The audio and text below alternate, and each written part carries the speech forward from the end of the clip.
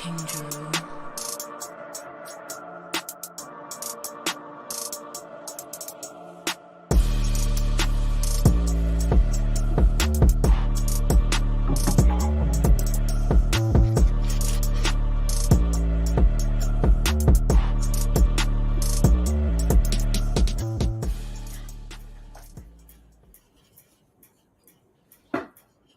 What's going on, y'all? Welcome back to another episode of First and Foremost Podcast. Excited to be here. Hey, we got a lot in store, man. I'm one of the co-hosts here, along with Arvon Bacon of Bacon Network. Inside the hash is just a little preview of what we got. We got Hevin Brown Shuler in the building, man, from Clemson. For him, what's going on with the Clemson signee, find out how college life has been, et cetera, and his outlook for the offseason in the spring. And then we got Luke Winstel a little bit later in the show, a Clemson insider, and went to the Senior Bowl. So we'll be talking about that and concluding, of course, with the three-man weave, talking about basketball, latest with that. So before we start, how you guys feeling today, man? Blessed and highly favored, man. Feeling good. Feeling got some sleep in after being at the Senior Bowl, man. Losing that hour. You think it's losing that hour is not that bad? Yo, that thing is crazy. Losing that hour is crazy. Facts. It's different. So you gained the hour while you was down there, though. Say again? I said you gained the hour while you was down there, though. I gained the hour, but I lost the hour coming back. True. So. No doubt, man. So let's open up the show, man. First and foremost, before we bring on our first guest, I'm starting with you, Bacon. What is your first and foremost on the pod today, man? Love your shirt as well. NAACP, love to see it, man. Great shirt. What's your first and foremost, man? First and foremost has to go to Juju Watkins, man, for 51 points, man. If you don't know by now, man, WBB, the women's basketball, is definitely trending in the right direction. I mean, you can hop on the bandwagon late. That's cool, too. You know what I'm saying? It definitely will appreciate your viewership, but they don't need it, man. They just had the viewership was going crazy. The LSU game competed against the Boston Celtics versus whoever they played. Didn't matter. They had more ratings in that game. Juju going off for 51 points. Should have been on SEC, should have been on ESPN, but hopefully the guys up top will figure that out. It'll probably be next year before we get some big games, unfortunately. But first and foremost has to be Juju Watkins for amazing performance as a freshman. No doubt, and we're going to get into that on the hoop segment as well. That's going to be fun to break that down, talk about her season as a whole and her team, the USC Trojans. So we'll talk about that in just a little bit. But Jerome, going to you, man, what is your first and foremost today? First and foremost is Black History Month, man. Man, we celebrate each other, man. And I love the fact that we have so much Black representatives in the sports world right now, and media and things like that. So going to the Senior Bowl and just seeing, us represented so well down there, man, it just puts right here. It goes right here. So I love it, man. I appreciate all my guys doing their things and keep supporting each other, and let's just run us up, man. Let's run us up. The media too? Yes, sir. That's what's up. Sorry, y'all. No doubt. No, I was going to say my first and foremost real quick, National Signing Day is tomorrow. So that pretty much wraps up the 2024 class. That will be it, essentially. Kids will sign, and then they'll be going to their schools in May after they graduate. The early signing day period was in December. So this officially puts the bow on the 2024 class, man. So that should be a lot of fun, man. So that's what we got for us now. First and foremost, I know we're going to be joined shortly by Hevin Brown Shuler, but that is the first and foremost. You have anything else before we bring on our guests? I'm ready. Let's do it. All right. Actually, man. First, a side note to the first and foremost, man. I got to shout out Coach Daniels, man, of NEGA Recruits, Negro Recruits, man. If you don't know, man, you will know now, man. Just a quick thing, man. First year in it. Started doing it for his son, man. First year in, has 22,000 followers on him. We had him on last week's podcast. You can definitely go and tune into that on Bacon Network, Najeh TV, or Inside the Hashes, man. Great interview, man. So that's my second, first and foremost, shout out. But with that being said, I'll pass it back to you, Najeh. No doubt. That is all I got. I know we are waiting around for the time, but he had a really good year at Pace Academy. A little bit about Hevin Brown Shuler is at Clemson now. Just one of those standout players, man, on defensive line, man, and it's going to bring something different to the trenches for the Clemson Tigers, man. He's a special talent, and I think he played in one of the big-time All-Star games this past. I don't want to get it wrong. I think it was the All-American on NBC, if I'm not mistaken. Yeah. But he was one of the standouts. So just a fantastic player all around. All right, let's get him on. Hevin Brown Shuler, what's going on, man? It's good, man. It's good. Welcome, man. Appreciate y'all for having me on here today, man. Appreciate that. Yes, sir. Thanks for having us on, getting on with us. Thanks for getting on with us. Hey, man, first, I want to ask this question right off the bat, man, because we kind of talked about this. And I think since the last time we talked, you cut your hair, man. Yeah, I used to have like crazy long dreads. Crazy. Yeah, man. It looks good. Don't get me wrong. It looks good. But what made you cut it? I just got tired of it because like, during the season, it was just like after like, every other game, I was having to get retwist and all that and everything. So, like going through that mess every time I needed a retwist. And just the maintenance of dreads. Like people think that dreads are cool, but people think that dreads are cool. I mean, they are, but this is real high maintenance. I like the little haircut. I just wake up, put a little creamer, like in there, get right to school, and it's cool. It is a lot of work. My hair's not as long as Chris was, but it is a lot of work to keep it up and everything, man. So I get it. For sure. You guys want to start your questions real quick? Yeah, man. First, you know what I'm saying? You ain't want to rock a bob style, kind of just free form, you know what I'm saying? No, I mean I started off with free forms. That's what I had. I had free forms. But then I just got tired of it. That's how I really was. I just got tired of it. For sure. But I'm gonna go ahead and start it off with a bang, man. You know what I'm saying? I did my research on you as I should, man. How you from Columbia, South Carolina originally, and you commit to the dark side, man? What going on? I know it's close to home. You want to be close to mom, but you got to break that down for the Gamecocks. Who gonna see this later? Right. So, oh man, that's a tough one. So I grew up about 20 minutes from the stadium from USC. So, then all my family are USC fans. And when I moved to Georgia and started getting recruited, that's when just my eyes opened up to everywhere else that was out there. Schools like Georgia. I went to Oklahoma. I went to USC in California. Obviously, I went to Clemson. So I guess just going out and just traveling, it really opens your eyes to like what else is out there, rather than just like what's your hometown. I like what's your hometown. True. Your hometown, but you like what? 3 hours down the road. I mean, so one of the reasons why I picked Clemson was distance from my mom and my grandma was perfect because it's right in the middle.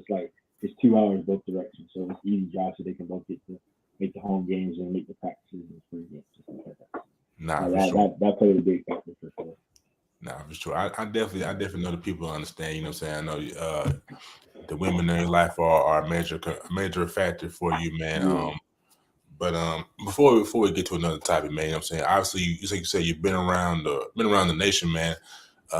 What outside of Clemson? I know Clemson was the favorite campus that you toured, but I'm saying just kind of talk about the process of recruiting, man. Like, what was another favorite spot that you went and saw? Definitely California, because I mean it's California, man. I mean, I got to see like all the Hollywood signs, the beaches. California is like a really beautiful place, and then I didn't think I would like Oklahoma as much as I did, and but I really like Norman, Oklahoma. It's great like college. I'm a real like college town type of guy, so Norman, Oklahoma was like great atmosphere. Yeah. Awesome, man. We got Instagram right now open, and we got Terrence Kill in here right now.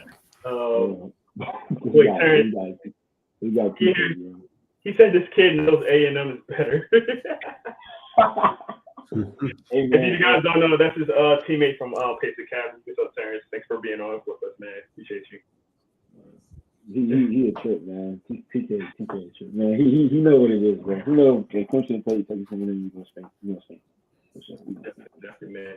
So tell us about, obviously you're at Clemson. You're signed to Clemson already. You didn't go to campus yet. But tell us a little bit about the Pace Academy. You know, I don't think a lot of people know about the Pace Academy since it is a private school. Tell us a little bit about Pace Academy and how they help you and prep you to get into Clemson.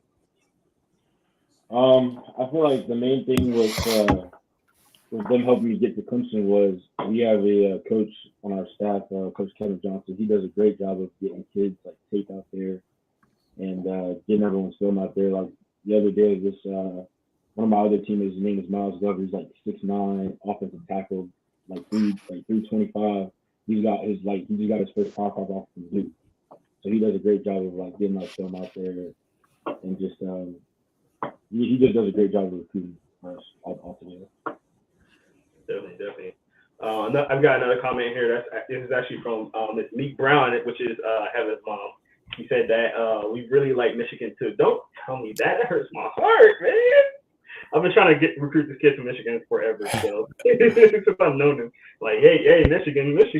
But see, here's what happened. When we went up to Michigan, like when we first got there, it was cool. And then the second day, man, I walked outside and it's about like 3 inches of snow on the ground. I'm like,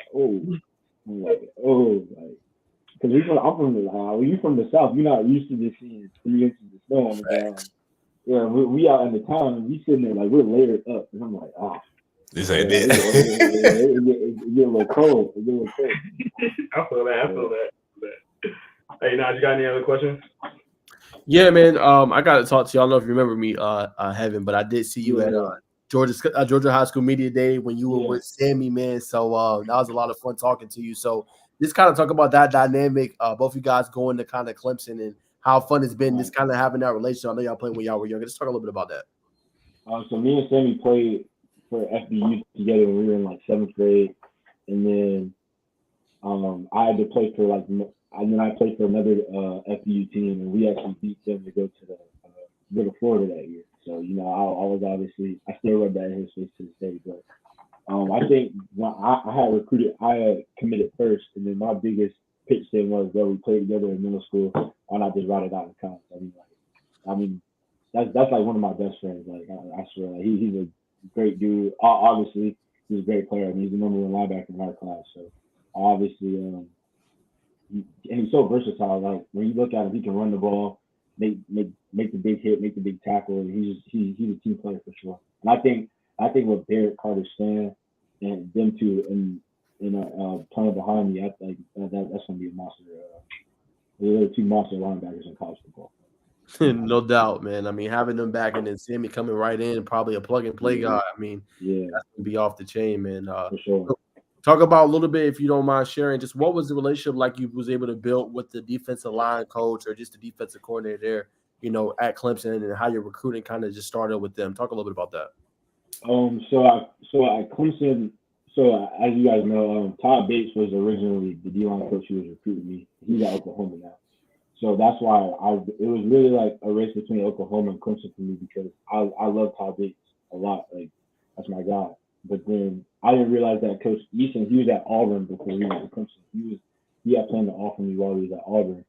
And then he offered me while he was at Auburn. And then he came to my school and was like, I'm the new D-line coach at Clemson. You'll be hearing from us, real soon. Like, and I swear, like, that spring game, I got there and Coach Sweeney had said I got offered, and I was like, oh, snap. And then he had just said he was watching my film since he was at Auburn, and we've been like this, and we've been thick as thieves ever since. That's my guy. I love it, sure. And then we got Wes Gillen, who's been there for a while. He played a major part in my recruitment because he broke down our defense, and what they do at Clemson is similar to what we do at Pace. So I feel like I'll fit the system really well. Like, no doubt. And then if you can, Hevin, just for those that don't know, just whenever you feel equipped or feel like sharing, just talk a little bit about just, obviously who you are, man. Just what's the Hevin Brown Shuler story? For those that don't know, you want to get to know you a little bit just here on the podcast. Just, who is Hevin Brown Shuler, if you had to say? Hevin Brown Shuler, son of Meek Brown, single mother household. Started playing football around the age of 4. I started with flag. And then when I moved to Georgia, that's when I first started playing tackle. And at first, I didn't really want to hit nobody. So the coaches were getting mad at me saying, "Oh, man, you too big not to be hitting people. And I think I hit this kid one good time, and then everything had clicked from there. And then I moved back to South Carolina. I played because in private school you can bump up like when you're in sixth grade, you can play on the JV team. So I played JV when I was like in sixth grade because I was just so big, and I was getting whooped on by like all the other older kids because they had been in the weight room. I was a little scrawny little kid. And then when I got back to Georgia, I got in the field program over at Lassiter. I think that's when everything really took off because I made my first huddle account, and then that's when I saw even like college coaches were viewing me in middle school, and me and my mom was sitting back and like, whoa, like, and it's actually ironic because Clemson was one of the first schools that looked at me. Clemson and Trevor Lawrence, I saw my highlight tape, which I thought was wild. So that was deep, and then That's crazy. I've been just getting recruited ever since. So. Wow. And before I throw it to y'all, I got one more. I'm gonna throw it back to Bacon or Jerome. Just what's your fondest memory? You talked about going back and playing since you were 4. So I gotta ask, it don't gotta be varsity, right? Yeah. It don't gotta be high school, but what is your fondest memory you're gonna always cherish playing the sport of football? I think I was in 8th grade, and I had made like the winning tackle to save the game. It was like a goal line stand, and I was seeing what they were doing because they were running the ball to like the left side the whole game because I was lined up on that side, so they ran like opposite side of me. So then I told coach, I was like, "Hey coach, I think I know what they're about to do right here," because the running back that they had at North Cobb was we played North Cobb. David, he's a mom man. He's obviously Clemson running back. He just signed with me. He's there early. I had like switched over to the other side of the A gap last second. Cut through beat the center and tackled him in the backfield. It was a crazy moment for sure. That's probably my best moment ever because the team was hyped around me. The coaches were jumping up in the air because it was a real close game. So I gotta say that's probably my favorite moment for sure. That's so dope. That's dope. I'll throw it to y'all, man. Thank you for sharing that, man. Yes, sir. +5 favorite. Yeah. So, real quick, Hevin, because Mama Deuce wanted me to ask some question for you. So, question. Actually, I was gonna ask this anyway, but you were just recently at the All-American game. I believe it was in Texas. Down there. How was that for you? How was that experience? Being around the best of the best in America and be able to compete with that and playing at a high level yourself. I really enjoyed the experience because I feel like in high school, that's like the pinnacle game that you look for. That's where the Trevor Lawrences play. That's where the Chase Youngs play. That's where the Tuas play. So when you look at that game and then you look at college, that will be like that's the closest thing to a college football practice that you can ever get to. That whole week is like basically a bowl practice. So when we got there the first day, we signed in, we got all our gear, got our hotel room key, we met our roommates, and then that second day, we was up at like 7 o'clock in the morning on the practice. And we had the head coach, we had the Buford head coach at Buford, and he told us straight up in the locker room, "Yeah, I'm not gonna take it easy on y'all this week." We were in full gear the entire week. I kid you not, we were hitting each other, going after it the entire week. Because I was just training. So that day that I finally took the paddle, I was like, and they had like the little training rooms there. I was sitting up in there getting like normal text on my legs and shoulders. So I was so sore, but it was definitely a great experience to be around some of the other best players in the country for sure. Definitely. Did you get any downtime while you was over there? Any sightseeing or anything like that, or it was just all business? No, so definitely after practices they give you like so we had like we had like a 12 a.m. curfew. So we were able to go to like the players' lounge. We were running like batting matches up in there, and then they let us go to the city. We went to like the Alamo in San Antonio. We were walking around the city. It was definitely. That's awesome, man. Now, tell me maybe some players that maybe wasn't from Georgia or you didn't have any contact with, but when you was down there, you got to talk to them and maybe have some cool relationships with. Cooper Cousins, he just signed to Penn State. He's like a 6'6", 320-pound center, and I was like, Jesus, that's a huge center to be playing on the inside like that. And then Kevin Hayward, I don't know if y'all saw his video that went like viral on Twitter where he like slung the dude 20, like 5 yards in the other direction. Yeah, that him, and then some guys on the D line. It's like Amarius Williams. He's up at Auburn right now, and James Peoples. He's like a running back at he just signed to Ohio State. Him and Edric. We all of those group of guys I named, we all kind of got pretty close while we were there. That was the guys I was around a lot for sure while I was there. Definitely. What do you feel is your biggest takeaways from playing in a game like that with, the high level coaching and high level, players and things like that? Definitely what I took away from that game was the next level isn't high school. Like, you're not going to be the biggest dude on campus. Like, you're not going to always be the most dominant guy on campus. There obviously you're going to lose a rep and you're going to win reps. So I think that mindset of just, coming in, staying humble, and just knowing that, like, there are other guys out there that are just as big as you, just as talented as you out there. And don't think that, college is going to be just like a walk in the park. So that was definitely a big takeaway. Definitely. All right, I'm going to kick it out to Bacon, and then I got a couple more questions after that. Okay. For sure, man. After a big game Sunday night or Friday night, grandma cooking at her house, mama cooking at her house, where you going, man? See, that's a tough one right there. Because both of mom and my grandma can cook. Let's see. Say the right thing. Mom's in here. Say the right thing. Mom's in here. She's looking. I know. All right, so for mom, my Luke's, she makes the best oxtails I've ever tasted. Oh, man. I love oxtails, rice, cabbage, and some cornbread to go with that, for sure. That's 5-star. Yeah, that's luxury right there. That's luxury right there. And then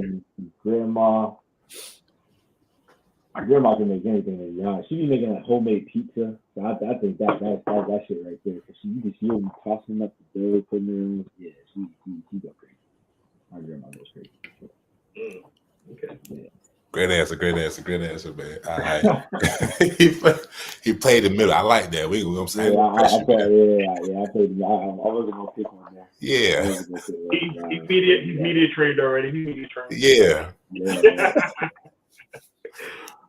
But this kind of as much as you want to say, man, obviously I'm saying those two women are special people in your life, man. Just kind of talk about them, saying what they meant to you, man. Obviously, growing up in a single home environment, and what have they kind of poured into you, kind of nurtured you to the man you are today? For sure. I definitely. So I know that there's like a stereotype that like a single woman household can't raise a man, but I'm living proof that that's not the case at all, because I turned out great. My mom did playing both parts of my life, being the disciplinarian, being the fun, loving, nurturing parent that she is. And, definitely big ups to my mom, because without her, I wouldn't have anything that I have today, for sure. And without my grandma being like my number one supporter, coming to everything when she can, and just that grandma love, like, it's nothing like just like having her around in my life, for sure. Definitely, for sure. For sure, man. I know what we get. As young boys, we graduate to young man around 13, 15, we start smelling our must. We want to stick our chests out. Right. Do we want to do it? Did mama jack you up, bro? Oh, yeah, nah. Yeah, you ain't gotta get into that. You ain't gotta get into that. Nah, there was definitely some times when mama had to sit me down a few times, because I thought, because we, like you said, that puberty started hitting you, like, man, like, I run the show, you know what I'm saying? And then, nah, that didn't last too long. That did not last too long. Shout out to my dudes for firm hand, you know what I mean? Yeah, let's see, man. I hope I'm not stealing your questions wrong, but I wanted to bring up the Seventh Heaven supporters, for the foundation you have, man, just for the supports on single parents and kids, man. Just kind of talk a little bit and kind of what's the long-term goal for you. Well, the idea came about, big ups to my mom, because she was the one who was like, I had the idea, but she was the one who was like, okay, if you're really serious about this, I can, like, it's not about like what she knows about who you know. My mom has great network. She knows a lot of people, so she was able to, get it done real fast. And all of a sudden, I was at a Kroger the other day, and it was like this dude who played football. He kept like looking at me, and I was like, it was like this middle schooler, and I was like, hey mom, like keep on staring at me. I don't know what I did or something like that. And then she told him to come over, and he was like, oh no man, I'm just a big football fan. I assumed that you play football. I was like, oh okay. So then what happened was I mentored him now. He ended up being from a single parent home, just like I was. And all that anger played up when you got the underlying issues, stuff like that. So me just being a mentor leader for him, it's almost like a big brother thing. Because I had a lot of big brothers growing up. Definitely had a lot of strong male role models in my life that definitely helped me stay on the right path, and I was able to go talk to them about certain things. And I feel like the goal is just to keep making it bigger and bigger. Keep making it to where I can reach out and mentor more young kids who come from the same situation as me, and let them know that they're not alone out there. Because you want to deal with everything. You think you're like your own man, you got to deal with everything by yourself. That's just not the case, because there are other people that are exactly the same situation. So I feel like that's my long-term goal with it. And then to do like football camp, I think I'm starting this camp up in May. I'm trying to get my first ever football camp going up in May. So that's definitely that is definitely what I'm looking forward to in the future. Wow. Nah, for sure, man. A lot of times, man, we definitely hold our stuff in. We don't want to say nothing to nobody because we feel like people, sometimes people do kind of take things and kind of use it against you as in life. But shout out to you, brother. I'm saying I'll pass you, Juju. Appreciate it. No, you're good. I'm gonna let Najeh finish up if he wants real quick. Nah, I didn't have much else, man. Just keep doing your thing. Hopefully Jerome, man, you just let him know to plug his stuff, man, so people can get at him, man, and support his foundation. Before we let him go, just like allow him to plug his X and his Instagram, man, so that everybody can support what he's doing in his foundation, and just a good role model that he's being, man, not only to kids, but just everybody out there. That's my last point. Definitely. All right. Well, a couple of things I wanted to ask. Obviously, I know you for a couple of years now, and I've seen your growth, like not only physically but mentally as well. You've been a really strong-hearted kid, and very humble, and obviously you get that from your mom, and your mom being a big force in that. But tell us how you became the man you are now, from early days to now, and some of the things that you kind of went through to become, Hevin Brown Shuler, the commit to Clemson. Right. I think at first, so I always believed in my head that eventually I would be, a top player in the country. I definitely believed that I would go to college for free, but I didn't know how early it would come and how early it did come. It was like after my 5th game of my freshman year. So that was just a lot to take in because it was like my birthday weekend. So, it was definitely a crazy situation because Tennessee had offered me first. And on my phone, like simultaneously, like my mom's phone was ringing and it was like, no, get off the phone with Tennessee. Georgia want to offer you first. And I was like, I'm sitting there like, there's no way like this is happening right now. And then for that week, I had like 2 offers coming in a day. So it was mind blowing. But I think me coming from a freshman, learning how to just deal with, I guess, all the eyes that were on me, just like the pressures, not pressures, but just like the expectations that comes with it. I remember one of my teammates, Chandler Bing, he's playing at Howard now. He had told me after practice, he was like, man, I hope you know that when we're gone, like this is gonna be your team. Like you got to start carrying yourself like you're a D1 prospect, and you can't be, doing all the things that every other freshman is doing because you're not like every other freshman. And that kind of like really sunk in. I think that's when I started carrying myself in a more like, like I know what I got to do type manner, and more of a, I just had to grow up because with that type of stuff, there's a lot of things that can go wrong. You definitely get big in the head. You can feel like you don't have to, work just because you got a spot. You can potentially have a spot to go into a different college. And once I realized how like coaching can change at any minute, and some coaches don't have to honor your scholarship. It was definitely an eye opener just to make sure I was just to make sure I stay on top of my game and just know that there's somebody right behind me that's want to take my spot next year. Like there's already been 2 defensive lineman commits that from Clemson that are probably looking at me and be like, let me do everything better than that guy so I can play. Because at the end of the day, we all want to get to the NFL. At the end of the day, we all want to do that thing where we buying our moms a house, buying our car, trying to spoil her as much as we spoil us. So it's definitely just maturing over time for sure. Definitely. Speaking of spoiling, man, your mom just got you a new car, got you a new whip right now. Tell us about your new whip, man. How you been liking it so far?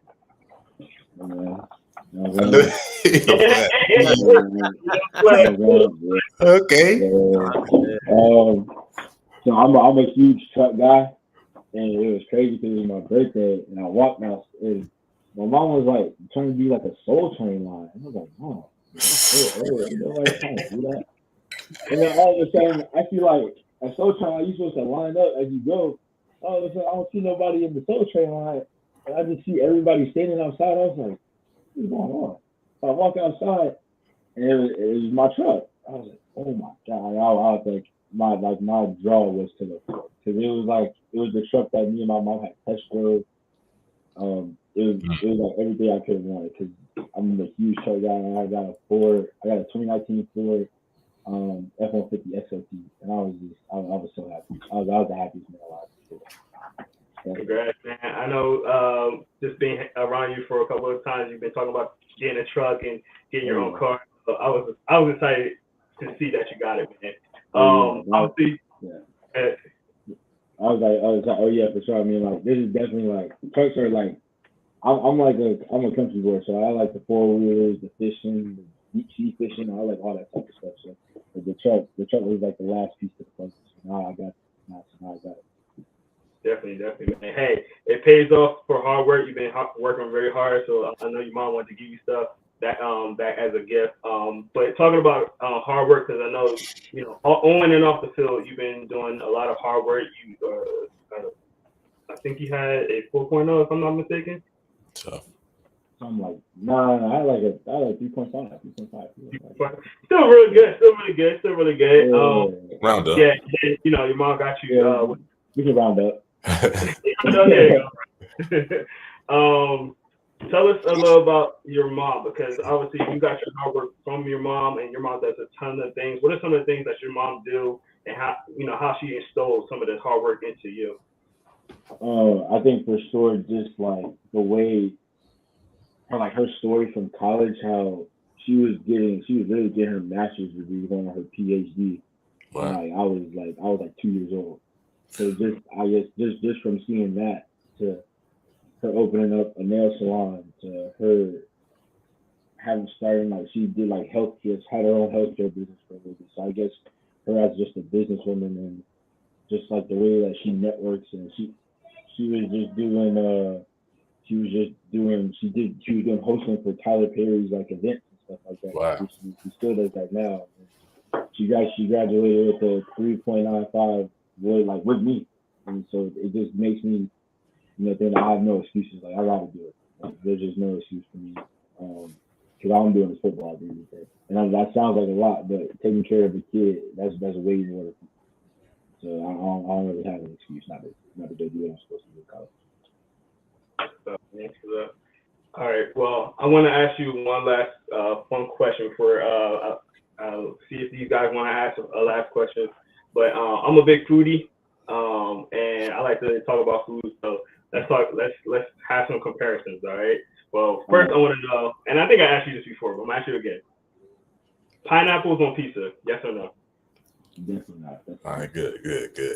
Pineapples on pizza. Listen, y'all gotta go somewhere in New York. I gotta take all y'all. If you put pineapples on your pizza, that's insane. Say it again. Come on, man. Have you tried it though? Have you tried it? I never will.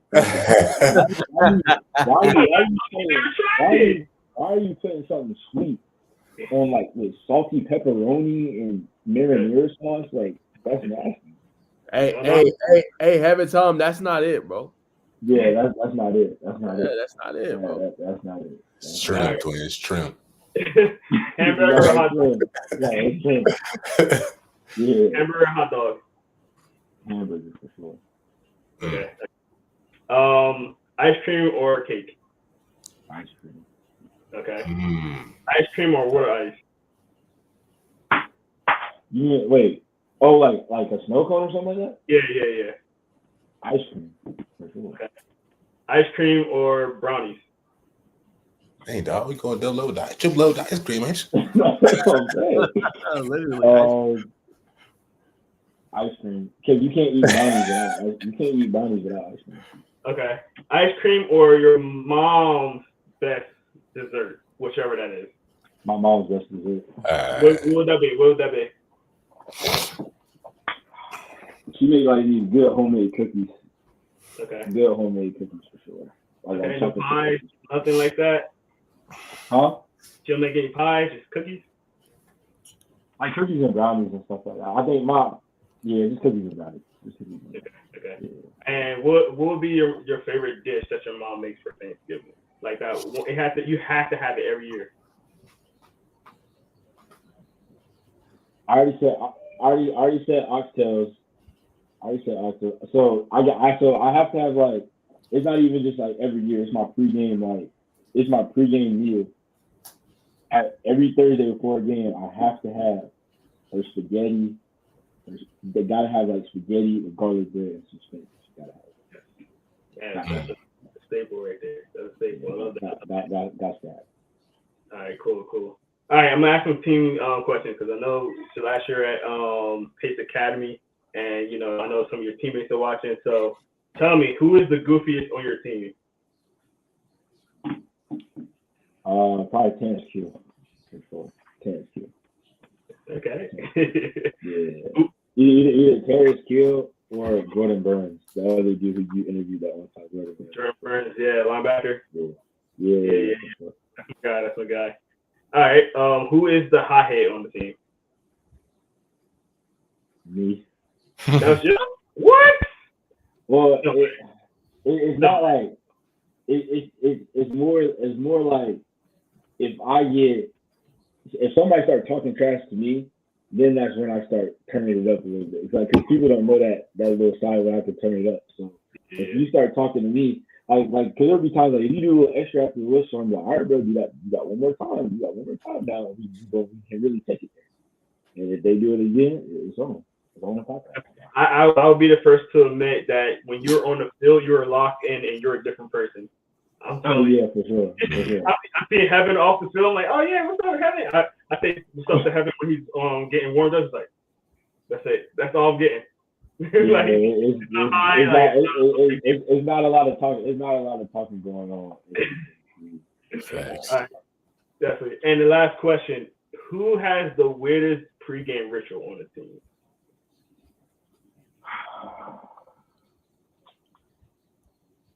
Probably my boy Maddox Crawford. He just committed to Swanee. He probably got the weirdest. He like goes in the restroom and he has to like wet his hair and get it like slicked back before. Slick back. What are you doing? He's like, oh bro, just chill. I do this for every day. I'm like, all right, bro. You got it, bro. You got it for sure. Whatever gets you going. Whatever floats your boat, bro. Like as long as you gonna go out there and make it play. Facts. Shout out to him. Yeah. Shout out to him. All right, guys. You got any last questions for Hevin before we get off? Yeah, my last thing, I'd be remiss not to ask you about Coach Smith. You know what I'm saying? Just talk about your relationship, how is it influential to you, and got to bring him up just because he got the Olympics. Well, he just got some big coaching accolade for something, but it's a little tidbit about. Oh, you talking about ROL coach? The basketball coach, head basketball coach. Oh yeah. Coach Sherman White. Oh yeah. White. Yeah. I said Smith. My bad. Man, when I say like I don't know if there's a coach that works harder than him for sure, or cares more about their players for sure. He's definitely like you can tell like he's a role model. Like they do our basketball team does everything the right way. Our coach, he's so everything has to be on point. if one player wears a sleeve, the whole team better be wearing a sleeve, or they ain't winning. So he's just like he does all the little things right away and to all the small details. And I think that's what separates them from most basketball teams. And him getting 500 wins and I think this is his second time being the head coach for the McDonald's All-American. That's what it is. All-American, McDonald's All-American game. So that's definitely huge. So kudos to him. And he tried to get me to play basketball a couple times, but I wasn't going for it. For sure, man. Then the last thing for me, I just, you know what I'm saying, just from hearing your story, I felt inclined, you know what I'm saying, definitely three, if not all four of us, I'm saying, just give a hand clap to my Deuce, man, for doing everything she done, man. The 4.0, you know what I'm saying, getting things done, getting both of the degrees with the young man she raised to a superhero, you know what I'm saying, worth of a child, man. So shout out to you, Mom, for doing your thing and being a light to the world, for not just Black people, African American, just for everybody, man. So shout out to her. Appreciate it. Yeah. But shout out to my Deuce. Most definitely. Shout out to my Deuce. All right, Najeh, you got anything? Nah, man. I just say go ahead and just plug your stuff, man, where people can find you, bro. So my Instagram is Hevin Brown Shuler. Is my name, and then my Twitter is, you can just search out my name too, is Hevin Brown Shuler, or you can find me on Twitter at Heavy Duty BS. Definitely, man. Hey, brother, appreciate you getting on with us. Obviously, you got your foundation right down here, so everybody can see it, 7 of Heaven. So make sure you check out his foundation. Check out him out on his website. He's going to be doing some great things in Clemson when he gets there. And we're going to definitely be looking at you, rooting you on for sure. And hopefully we get you on again, man. For sure. I definitely appreciate y'all for having me, man. I appreciate the opportunity to be on the show. Appreciate it. Most definitely, brother. Well, that's Hevin. Thank you guys for checking him out. Thank you for getting on, and we'll see you on the next one, man. See you, bro. All right. Appreciate it. All right. Well, there he goes, guys. I hope you guys enjoyed that entertaining interview. That was Hevin Brown Shuler. It was a lot of fun catching up with him, talking with him. As you could tell, man, very humble kid. Got to catch up with him at Georgia Media Day, and you've seen it in the interview, man. Dude does things the right way, and as you guys said, mom raised a really good one in a single-parent household, and you could just tell her beam, her spirit is all over him, and just everything that she's about is all over that kid. So shout out to him. Hopefully, as Jerome mentioned, we'll have him in contact. We're going to try to not just make this a high school show, but also athletes we talk to that go on to the bigger stage and play in college. Hopefully get them to come back on the show and talk about their college experience. We want to make this a platform that people can not only come from high school, but also college and tell their story and just talk a little bit about themselves and what's been going on and kind of give us a little bit of insider into what they're doing on the next level. Facts. I got to go harder, bro. She got 2 degrees with a child. I got to go harder, man. No cap. Well, I think that brings us to our next guest, guys. So we're going to talk about some more things with a fellow Clemson insider, Luke Winstel. Jerome got to see him at the Senior Bowl, man. He does everything the right way, man. He's one of the pioneers, I think, in the industry. He's one of the young bucks when you think of the young whippersnappers, man, in the industry, you know, that's doing a thing and is setting the foundation, I think, and is trailblazing in a way and really giving great advice and helping others get put on. That is Luke Winstel, man. He's helped me out a lot growing in the industry. I wouldn't be where I am today without him, to be honest with y'all. So without further ado, man, let's bring him on. Hey, how are y'all doing? Glad to be the latest whippersnapper. Yeah. Not wet behind the ears, though. Let's not get that misconstrued. Hold on, brother. Oh, man. We appreciate you coming on, man. We know you're a busy guy, man. What's going on? Oh, no problem. I appreciate the opportunity, guys. You know, all good right now. Just kind of working through Senior Bowl content, trying to figure out what to put out when, what to do with it. I know, Jerome, we talked about some of that earlier today. Working on that, working on recruiting. You know, Clemson, of course, has some big visit days coming up, and then just keeping everything organized and keeping it in check. No doubt about it. So obviously I'll let I'm gonna let Jerome start, man. You guys were at a special event, so just tell us a little bit about that. And Jerome, I'm gonna let you take over, man, and and start first with Luke. Yeah, man, because this is the event that me and Luke actually met. Actually, we met at the Senior Bowl. I was at the Senior Bowl when y'all seen me on the last podcast, and we were both there. We both met there, and ever since then, Luke's been a huge help to me.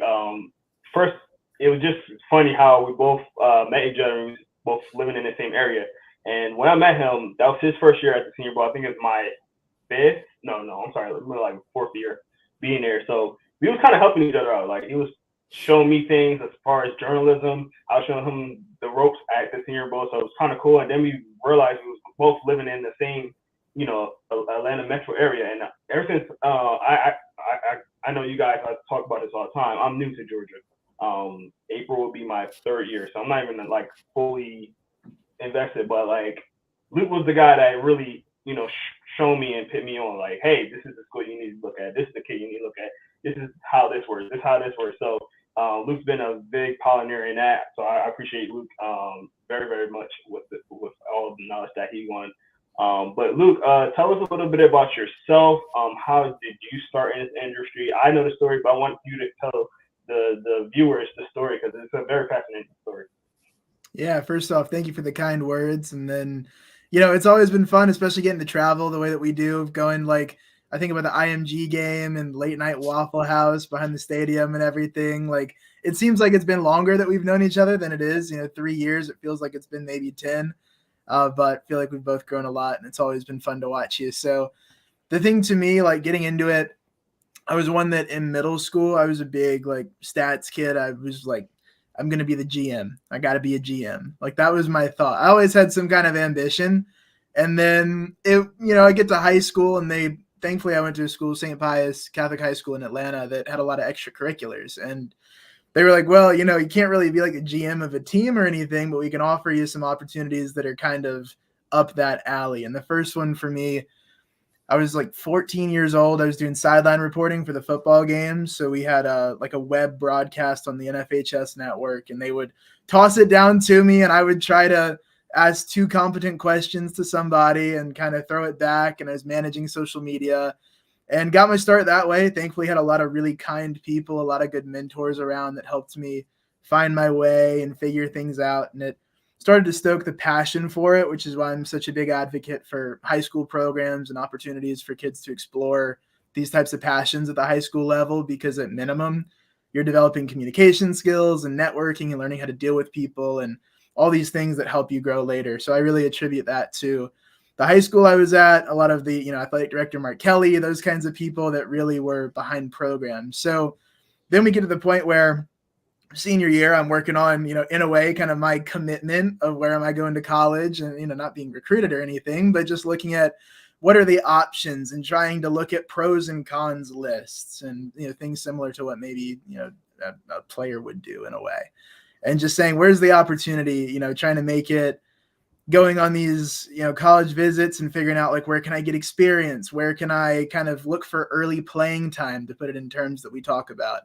And Georgia College and State University in Milledgeville, Division II school, Allen Weston was the SID. They wanted to, school didn't have football, but they had basketball, and the basketball program was a decent Division II one, and they had a shot for me to work at that program immediately. So I was calling games and getting to work with soccer and volleyball and baseball. So that was where I started to get reps. And then once I got reps, I said, okay, I love this. I love what I'm doing. I was doing ESPN Plus work at Mercer and still am, and getting to call games there, but I really wanted to be in football. So I transferred over to the University of Georgia, and shortly before the transfer, started working with a site up in Clemson. So covering Clemson, being a Georgia kid, it's kind of a weird thing, but it's really a geographical advantage for our site. I try to be open with it, Jerome. It's something that, you can't try to hide it. It's public information. So I just tell people, I like everybody. It's like having an NFC and an AFC team. I like those schools, and not everyone thinks that I should be able to do that and have that opinion, but I do. And I feel like, it also keeps the coverage unbiased, because I did not grow up a Clemson fan. So I can call balls and strikes a little better than I like to think some of the other people in the market of. Some people don't want to admit when something's going wrong, but I'm more willing to dive into it. So that's kind of how I get to Clemson. I started working with them and then transferred to Georgia. And then I said, okay, I asked my boss, I'm like, you're going to be mad at me about this, and said it's fine. So here we are today covering the Senior Bowl, covering the NFL draft circuit, covering Clemson, getting to, get into recruiting as much as I can and try to go through all the different aspects of football. Awesome, man. Now, obviously, you go into the Senior Bowl. I think every year you went to Senior Bowl. You had brung a guy that's so much cooler than you, your father. Cool dude. You can see why, Luke is so charismatic that he is through his father. But tell us a little about your father and his involvement in your life and helping you get to where you are. Oh, man, I got to show you. The Senior Bowl is always fun. I call him my executive producer because, we were looking for, what should we call it? I'm looking for a picture of him here. He's very proud of this. He sent it to most everybody he knows. I took a picture of him interviewing some players this week. He's pretty pumped up about it. So I was getting him, we got a second camera set up because it used to be him behind the camera. And now I was like, all right, this is your time right now. We're not doing the cell phone stuff. We're going to do it professionally. We're going to do it the best way we know how. So we got Dad a camera set, got him a microphone. We got, the little branding on it so people don't rip the content off, and got a second one made, and Dad was doing the interviews and he just loved it. And it was the kind of thing too, where he's good at this kind of thing, being social, like you say, talking people up, getting good stuff out of people. So we were doing kind of like interview training and practice of, I would say, all kinds of crazy things just to make sure he was ready for anything somebody says. And we made it a family endeavor, and the content for us is, better than it's ever been. And it helped out in a huge way to be able to have a second gun in the fight, in a way, to have, how it is with Senior Bowl, sometimes 150, 200 people competing for interviews. I knew that to do what I wanted to do, I was going to need more than just me with a camera. So it's always been that kind of relationship. Dad's always supported. We've built up his resume a good bit between covering high school and the Senior Bowl and some of these things. He's always been interested in media. He used to announce high school games, but then once I started getting into it, he would be my cameraman, or he would do, interview people or whatever we needed him to do. So we've turned it into a family event. I've kind of helped coach him up a little bit with anything that he needs, and it's been really fun for us. I'm trying to figure out why, he hyped me up more than you, man. Like I didn't know you longer than your dad. He hyped me up every time I see him. He's like, "Yeah, what's up, Jerome?" Like, yep. I'm gonna have to steal him from you, man. I'm gonna have to hire him and leave you in the dust with him. He's cool, man. So tell us, and I know you've been working with different industries now. Tell us a little bit about how, working for a lot of big industries kind of helped you out in your journey, and some of the tidbits you got from each one. Yeah, the thing for me is trying to keep my feet in as many buckets as you can, in a way. So anytime I see an opportunity and anytime I see a door, I just kind of let people know. I've learned this actually from recruiting and talking to recruits about how they deal with people. I'll see an opportunity and I'll let people know exactly where I stand. I'll say, hey, this is what I do right now. I'm really interested in what you do. I don't know if that's what I want to do, but could we do this, or could I apply for this, or could I do an internship, or could I, do some kind of paid, unpaid, whatever it needs to be for me to explore stuff. And that's where, like, I think some things later this year will play out of, I'm exploring a lot of different things. I'm exploring a little more of maybe some of your specialties, Jerome, behind the camera kind of stuff, getting into producing, of figuring out what makes a good show, what makes good edits. That's things that, whether I do that for a career or not, are just so valuable to know and something to have in your toolbox. So for me, it's where even multiple sports, you think about the way that I came up in high school, for example, I was a broadcaster and a broadcaster only for the first few years of high school when I got into it. So I was told, like, hey, you're doing football, but unless you want 9 months a year off, you should pick something else up. And we were a pretty good basketball school, so I picked up basketball.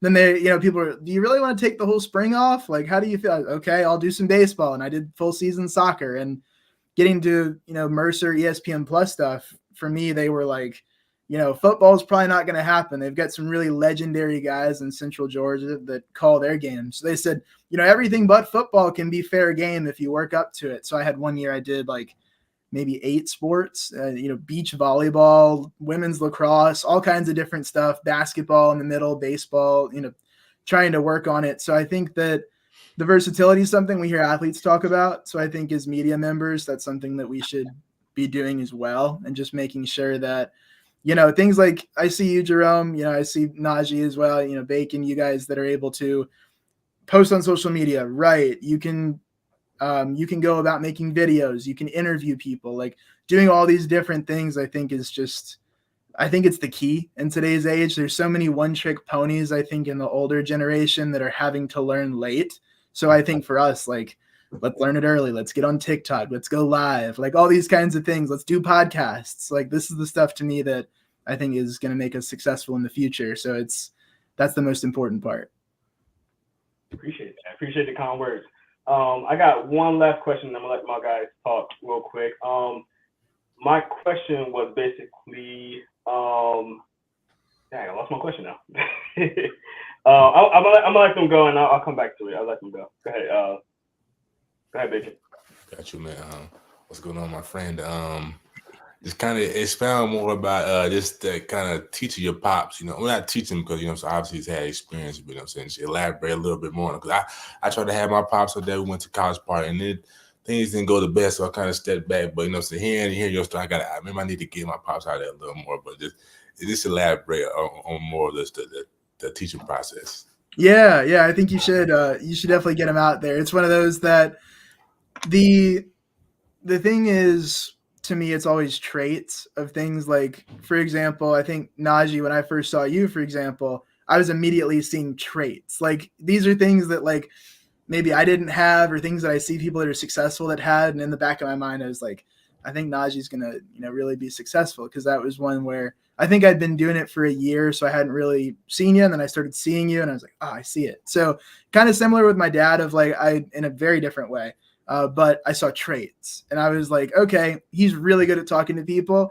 There were a lot of interviews at the Senior Bowl where he got better things out of players than I did, just because of who he is and how he is. It's his demeanor.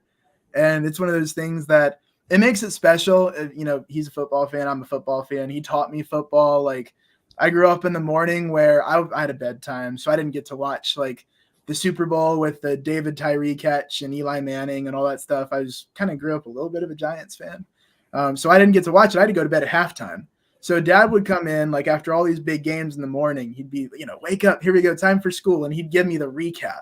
So I learned my love of football from dad in those kinds of ways and the communication. And now we get to the point where I can share it with him, because having the media company is a benefit, because I can go and ask for a credential for myself, but then also for another worker, and it's fair play, and it's someone that's working and someone that won't bother people. So it was the type of thing where he comes in and I'm like, okay, you can talk to people. The biggest thing was making sure we have like the mental checklist of when we have the camera on, we need to make sure before you start the interview, we've got audio levels and we've got the red light on. And then that's the key. Because he'll just want to just talk. He's ready to just chop it up with you. So right. I was like, first things first here, audio levels, red light, then you chop it up. And then once we got that down, didn't take very long. But for him, he's just such a natural talker. It's like here we go. Remember the media, the part here. And then the thing is, it creates so many special moments for us for example, Puka Nacua last year, he was walking through the tunnel and I grabbed someone else because I was like, okay, Puka's good, but I'm going to go grab this other guy. And dad was like, okay, I'll get Puka. And we had a Puka interview and an exclusive with him because of my dad being like, hey, he made a couple of catches today. I think he might be good. So those were the things to me that like, man, thank you for coming. Like, thank you. He really enjoys it too. So that's the fun part. Nah, for sure, man. Just give a story. Me and my pops, who was at Sandy Creek versus Cedar Grove a couple of years ago. I'm interviewing Devin Carter. Pops just standing there watching us. And eventually, so the camera was off me for probably over half the interview. He slides it over. He's like, man, you got to have your camera tight, man. What you doing? I said, Pop, you standing by the camera.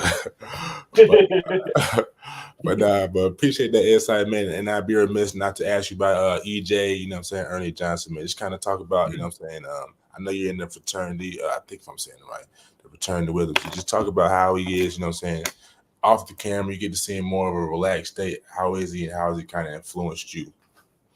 Absolutely. So yeah, at Georgia, that's the funny thing of I feel lucky I'm able to get a little bit of kind of the best of a few worlds of being at Georgia, trying to take advantage of every opportunity that I have, but then also being able to go elsewhere, go to recruiting stuff in Atlanta or around the Southeast, and go up to Clemson.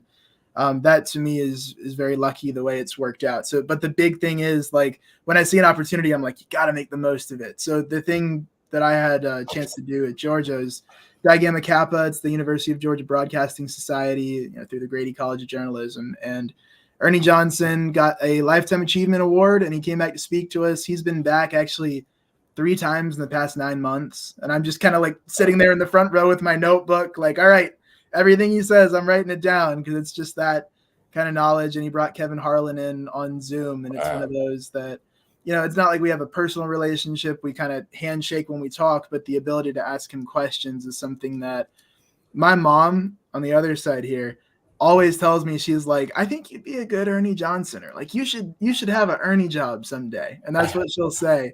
And to me, I'm always like, wow, there's not many of those. That's a lot to work up to. It's a few decades to get to, but it's one that, to me, the thing that's so special about him is it's the good guy that did everything the right way, that is like the most successful. You turn on NBA 2K, it's him and the guys talking. So that to me is one of those that, with him taking time to talk to people, with the lessons he teaches, most of them are character-based anyways. I mean, obviously he's got plenty of advice for on-camera success that he shares that are, getting reps and those kinds of things, or starting at small markets, and him starting in Albany, Georgia, and those kinds of things. And then you look at the overall philosophy from him is one that is, I think, pretty similar for a lot of what you might hear from a mentor. For him, he's a Christian-based kind of theory, and it's talking about treating people the right way and always making sure that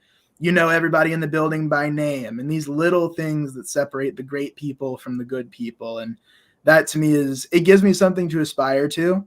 And that's the most important part of just, making sure you have good role models. And that's one that I'm like, yeah, no, that's the role model for sure. Whether it's his job that I end up with or not, that's the type of person that I want to be like. For sure, man. I appreciate you, man. I'm sliding to Najeh, man. Let him unload on you.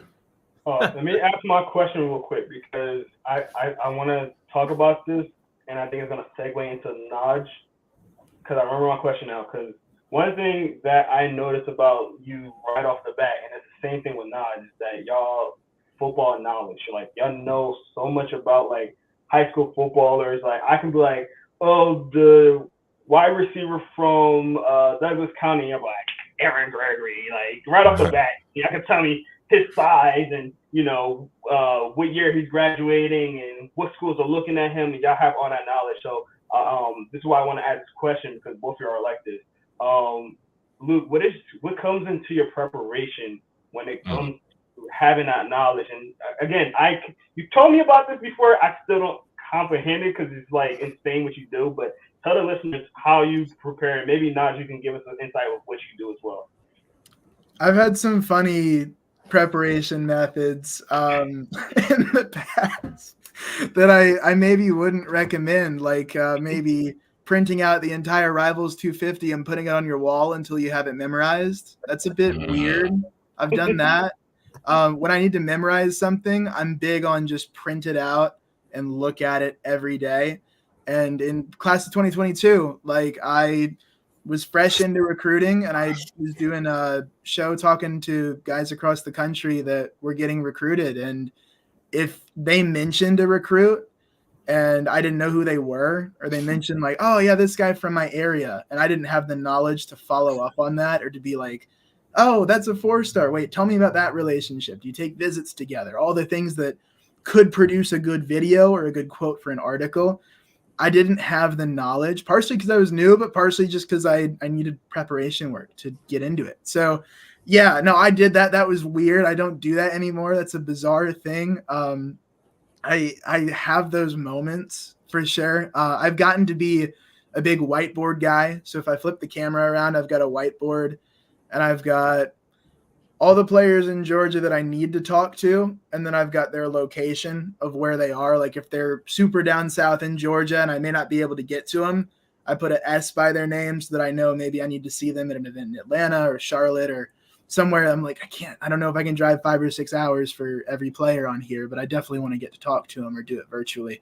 So then I'll have another category of kind of the up and comers. So I've got 26 and then 27 guys that I need to know, and then a couple of 28s now, because that's just where we are in the recruiting world. You have to know the guys that will be playing in college at the earliest in 2028. We got to know everything about them. So that's on there. I've got a couple of guys there that'll do a lot of work this spring on the list. And then we move over a little bit, and I've got a couple of charts of like who's going to be at the Under Armour camp that I need to go talk to. And I already have it in my head. So if my boss were to be like, hey, who are we talking to at Under Armour? I could go, for me, it's a 1, 2, 3, 4. And I've got the order of priority, and I've got, here's going to be the best story. I've got story ideas on the far left side. So people always talk about writer's block. I've been taught, one of my professors gave me a book, and it's one of the principles of it is writer's block doesn't exist. So to me, if you don't want to have writer's block, or if you don't want to have trouble writing something, do your story ideas ahead of time. And then when you want to do it, you've got them all there. So I've got a story log there. I've got a calendar above it. So whiteboards for me, just all over the walls is, wake up and I look at a few sports flags over here, and then it's the whiteboard. And to me, that's how I keep it straight. That's the preparation. And then overall, the more you write and you're writing about these guys, once you do the research to write about a player, usually you're not going to forget that. So the time that now, getting into the fourth full recruiting cycle for me that I've covered, now it's okay. I've been writing about this guy since 8th grade, 9th grade, 10th grade. I've mentioned this guy before. So that's the preparation, but it's a lot to keep in order. I don't always have it. There's guys that, guys like Jeremy Johnson, for example, will mention a player and I'm like, who's that? How did I miss him, or how do I not know him? But then that's a reinforcement that's like, hey, as soon as you get home, you're doing your homework. You got to go look into some of these guys because new people pop up every day, whether it's college football, recruiting, NFL draft, Senior Bowl. I had a whiteboard for the Senior Bowl watch list, and I actually earlier tonight just wiped it off, and I was super proud of it. I'm like, there we go. It's over. We're good. And moving on to the next one. So whiteboards at Goodwill are a big thing for me. I'll buy them every time I see them because each idea gets a new whiteboard. Gang, man. That's a game. Might have to flip that camera around for me. I don't know. Some of those whiteboards have a few things on there that I don't think I could show because I do priority on there of kind of how good I think players are too. And sometimes I'm pretty wrong on that. So, and I like to be wrong when I say guys maybe aren't as good as advertised. I'm happy for that, but not right now. Go ahead, Najeh. Yeah, man, I would just ask you, Luke, I think you do a really good job of this. Just talk a little bit about the Winston Media brand, and I think this would be very useful for obviously Bacon and Jerome, just how you're able to plug in the independent contractor. Like you got me thinking as well. I've talked to you numerous of times just about being able to kind of do different things, different projects, but being able to put it under your umbrella and your brand and make a little bit of money off. So just kind of talk about a little bit about that side of it and not have to necessarily, like you work for obviously your boss at Clemson Sports Law, but you also do your own thing as well, and you're able to get your brand out there and continue to grow.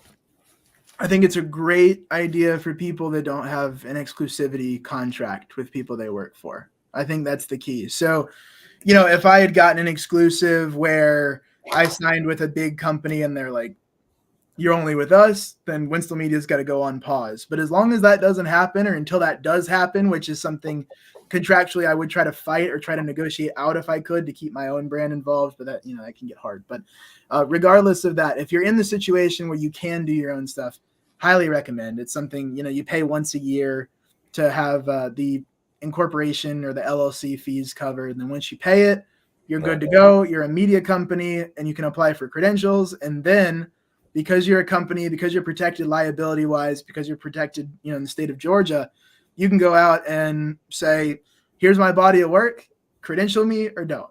And there's plenty of people that don't. The NFL is something that's like, Winstel Media, you got some ways to go.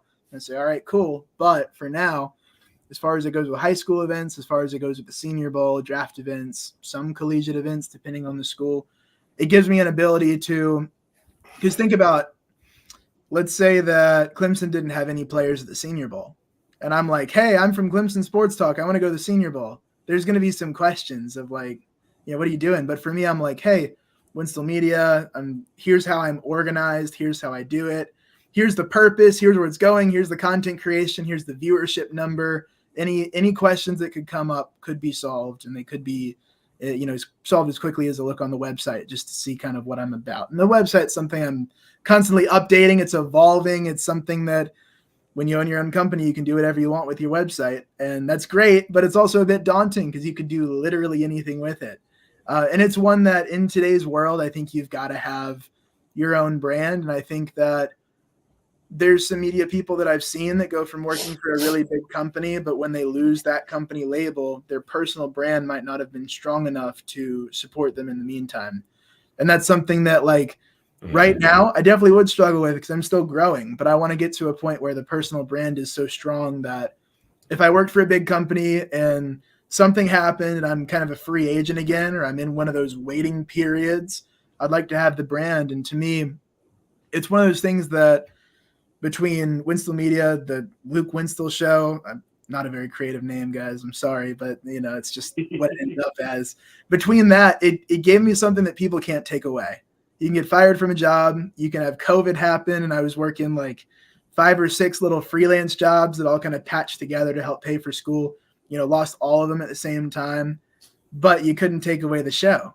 So I was still doing the show during COVID. So it gives you that one thing as a media person that you always have something to lose. But when you have your own company, you've got a certain element of freedom that I strongly recommend people go after because it's not very expensive. It just takes a little time, a little organization, and hopefully a little bit of support from your inner circle. And to me, it can be a really good decision. And I haven't fully maximized the potential of what this could be yet. I'm not even close. And it's something that I would like to do, but it takes a lot of work. So it's going to take some time. And if you're willing to do that, I'd strongly recommend it.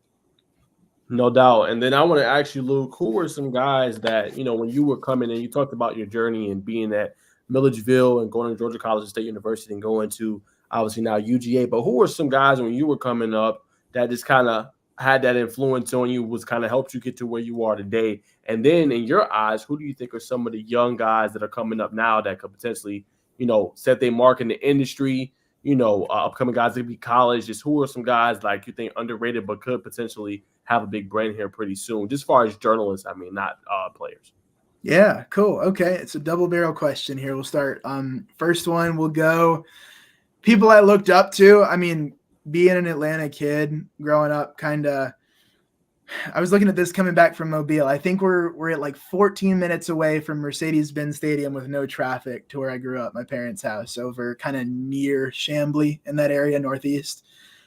So growing up there, to me, it was all Atlanta sports. Like, I loved college football, and it was always fun to watch, but I was actually more of a pro sports kid, which is something that I didn't share as much with my peers growing up as I do now. Now I'm such a big college football fan in a way, passionate about that. So that's changed. But being a pro sports, wanted to be a GM originally and looking at these teams because I love roster management, which now in college football we have GMs. So maybe that's part of why I like college football more than I used to. The roster management, the managing money of when a player goes in the portal. My first thought is, wait, he was making how much do we think? Where does that money go now? And then what does that get you? Does that get you a recruit? Does that get you a portal player? Who do you look at? What are the rumors on the street here? So maybe that's part of why college sports has become more interesting, but also we're on the verge of really losing some people if we don't fix some of what's going on. But beside the point, because I liked those kinds of things, I was a pro sports guy. So 92.9 The Game, Atlanta radio was always a really big thing for me. People like Jason Longshore and Mike Conti that covered soccer, Steve Holman on basketball, just unbeatable on the call. He was the guy that I looked up to, especially being basketball used to be my favorite sport too, late in high school. So I would listen to him and, his calls, Dennis Schroeder, for the love of God, those kinds of things. He's dribbling it off his foot. And, Zion Williamson lately, if you heard that one, Zion Williamson, what a loser. Some of Steve's calls, he's just says his own stuff. And it's not a style that I could ever pull off, but he has those memorable calls that you as a fan, it entertains you. You maybe feel that way, maybe you don't. So that was a big one I looked up to. Bob Rathbun, Atlanta Hawks on TV. was there with Dominique and, still is with Dominique for a while. So I think West Durham was one. I mean, you see a theme here. It was all play-by-play guys because originally I wanted to be play-by-play. So to me, that is the position that maybe requires more talent than the others in sports media. And that's one that I don't say that because I do it. I'm really doing more other stuff now, and that gives me even more admiration for it. But play-by-play being so tough to me, it was like, man, if I could do that, I think I could do the other jobs in sports media too. So that was one to me that those were people I looked up to. West Durham can call anything. Wiley Ballard, those kinds of people. He does sideline work. That's what I was looking up to. And then AJC kind of column-wise, I mean, Mark Bradley always has something interesting to write, whether you agree with him or not.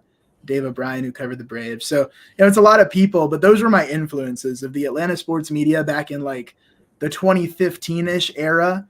Those are the people that if you look at my style, there's probably, if I'm doing anything right, some touches of those people around there. So in terms of people coming up next, I think, I don't know if you guys count, but all three of you are, there. I don't know if you count as up and coming anymore because I think y'all are pretty much here at this point. But that is something that, and we got your group. We've got, let's see, Dylan Clearfield and Will Morrison. I almost mixed the last names, but I know those guys very well. I like them a lot. So I know you were just hanging out with Will and Najeh. Those are a couple of guys that I've kind of pinpointed, and you know how people talk in the industry. I've been talking to some people about them kind of behind closed doors, and now here on the show talking about these are some guys that have really bright futures because, again, I look at traits. There's a lot of people that love sports or love media, but they maybe can't handle it or can't do it, or they'd be better served in other areas. Maybe their talents would be better off in a different spot. But those are a couple of guys that I look at and I'm like, okay, if you mean what you're saying, you got a lot going on. And then I've seen both of them really start to show that. And now I say, okay, you guys are going to be some that really get it done. I've always been kind of curious of who are the people for me, now 4 recruiting cycles in, but really 3 years in, I've kind of been waiting and looking like, okay, who's going to be next up behind me? Who are the people that are going to push me to evolve and push me to get better? And those are a couple of guys that I feel like are either doing that or are going to do that. No doubt. My last one, I'll throw it back to you, Jerome.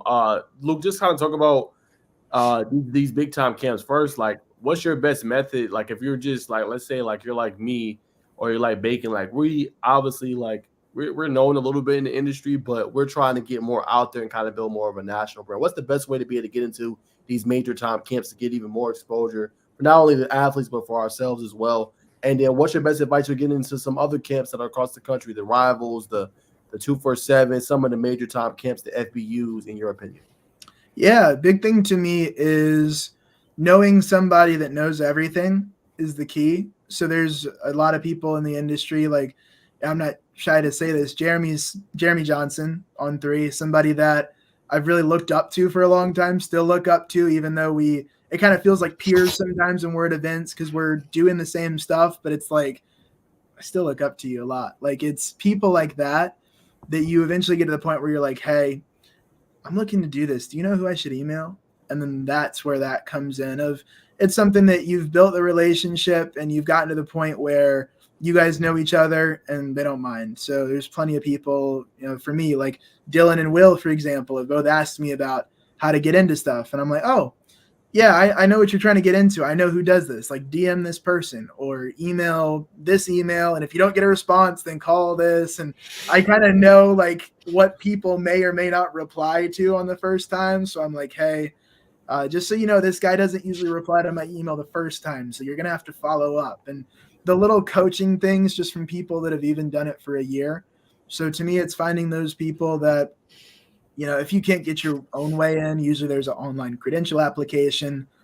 For most of the major events, that's kind of on you to use Google as your friend of at least, look at every single page on the site until you find some semblance of contact information. Jerome, I know you're good at this because I've seen you do it a couple of times, not to mention the other times I haven't seen. And then you text them and you call them and you email them and you say, hey, this is what we're trying to do. Can we do it? And sometimes you have to be persistent. The biggest thing is if you don't get an email back, you can't take it personally. You can't be let down. You got to move on. You got to move on, and you got to find another way to get to them. So you get to that. And then the biggest thing is once you get to an event, what do? Like Jerome knows, I can be pretty talkative at events, but there's certain points where I'm maybe not the best person to stand next to because I'll get locked in and Jerome will be like, hey man, how about that play? And I'm like, uh-huh.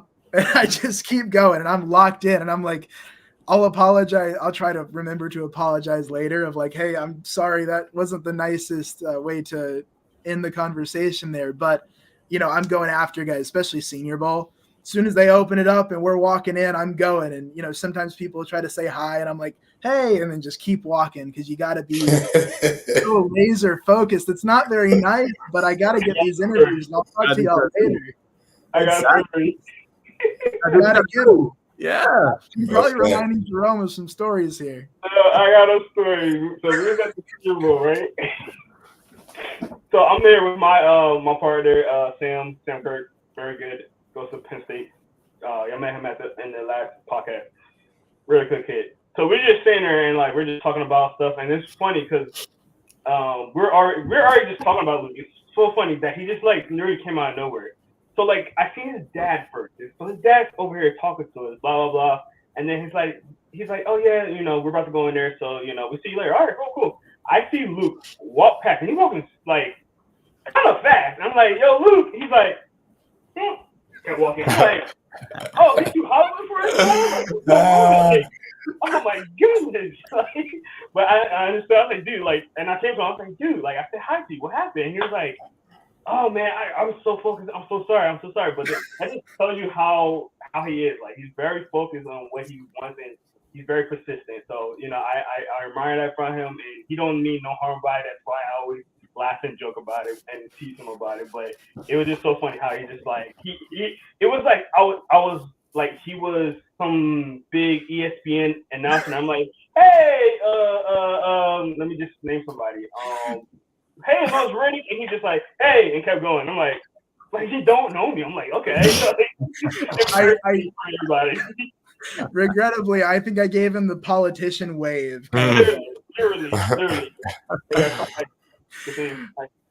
But to me, that is the difference between hitting your list or hitting what you wanted and not. I hate to say it. And I love to be talkative, and hopefully I'll find a better way to go about this as I kind of mature in this industry. But the thing for me was we were going to the national team breakfast, and it was in a ballroom. And ballroom for me, like just like what I got right now, I do like an LED light setup because I have no chance. It's different. Like one of the things I have to try to handle and try to manage a little bit is the camera for me has the auto face focus, but it focuses on whatever's the brightest, which in most interviews is me. And the problem is you don't want me to be the focus because the player is the focus of the interview. But we're in a ballroom with low lighting, and we have some players that have skin that's a lot of tones darker than mine, and I want to make sure that the camera is not getting me. And, you know, you have guys, I'm trying to think, Chris Braswell, for example, one that I had to, right when we started the interview, I was like, wait, hold on here. The lighting is not right. So getting into that, I was like, man, I got to get the lighting right. We got to do it. And it's those little things that are the difference between a good interview and a bad interview with a player that could be a first or second round pick. And that to me is, you know, getting into the event's good, but once you get in, of making sure that everything is so sharp and so tight and everything's ready to go, and making sure that as soon as something happens, you can identify it really quickly, because as soon as a guy like Ricky Pearsall looks like his interview is about to end, you got to go over and get your body language correct so everybody knows that you're next up, and you got to go and make sure your questions are right in your head and you know how you're going to lead into it. So that's the thing to me, that once you get into the event is just being super detail oriented. And sometimes to me that means maybe giving a little bit of a wave and not being as nice as I hope to be. Sorry, I see. That's why I have your dad. So it's all good. Yeah, that's what he's there for. He's got to make up for me. We have to balance each other out. Definitely, man. So obviously, you know, like I said, we knew each other for about like 3 years now, and literally like these events that we go on, you know, we there, we do talk, you know, it's not like you're a robot. You do talk and we do talk and stuff like that. Maybe too much. Just going and seeing how you interact with other people and talk with other people.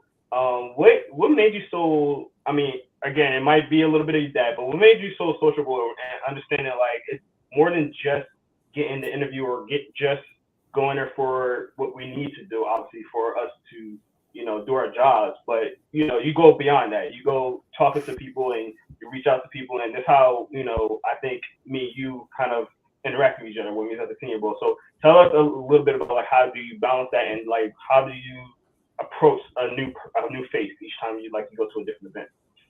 Yeah, I mean, just knowing the structure of the event or guessing the structure will help. So to me, things like the Senior Bowl, we've been there long enough. We know the practice structure. So indie drills and walkthroughs, there's usually no content to be gained. There's not really, you know, unless you're really focused on the fluidity of someone's hips, you're probably not like super immersed in that individual drill, for example. So that's my time where I say, okay, let me go meet somebody new. And I always tell people, talk to everyone that you see. And even once you do that, just keep talking to people, making rounds, trying to get to where you're familiar. There was someone I saw earlier today from the Georgia Association of Broadcasters, and he's like, you look familiar. And I was like, we've probably talked somewhere on some sideline. And then we try to trace it back. And now, even though we're not friends, we're a step closer. We're getting to really know each other just because of the familiarity, because it's like, I feel like I've spoken to you before. And I was, maybe you have. We're thinking about it, trying to connect it. So to me, the big thing that my dad taught me was kind of coming out of COVID, I was a little more socially anxious. Like I'd see people and I'd be a little more like, should I approach them for an interview? Like, how do they feel? What are they thinking? Just the classic overthinking everything kind of, are they going to be mad at me? Am I wasting their time? Like all these kinds of things. And then my dad, you know, there's obviously like fortune favors the bold, but there's also the like success favors the bold in general. Just, you know, my dad's a bold guy. He'll come up and talk to you and he's real nice about it. So learning some of that approach of knowing that I should walk up to people, be super nice. And then if there's something that we should do or something I want to ask, there's certain points in conversation where you do that. But even things like, for example, you know, Najeh, when we met Brookwood at Grayson in 2022, that was a end of game situation that wasn't super compelling. It was a blowout game. So we had a lot of time to chop it up, and that was a good time for us to talk. And not every time it's calculated, but I find that a lot of times when we do have that, like, okay, we're sitting here, it's a blowout high school game. We can either just be quiet and, you know, sit there, or we can try to develop a relationship. And it's something that Jerome, for example, you know, we got a good bit of talking the first time we met in the gravel parking lot outside the press conference room. Like those kinds of things of just knowing when to approach people and kind of having it in your head. Even if you do have that social battery that starts to drop with interactions and you try to say, okay, you know, starting to go down, or I want to manage it. There are times where I do feel like I need to manage the social battery. So I'll say, okay, I'll take pictures during warmups. I'm going to meet two new people or one new person or whatever during individual drills.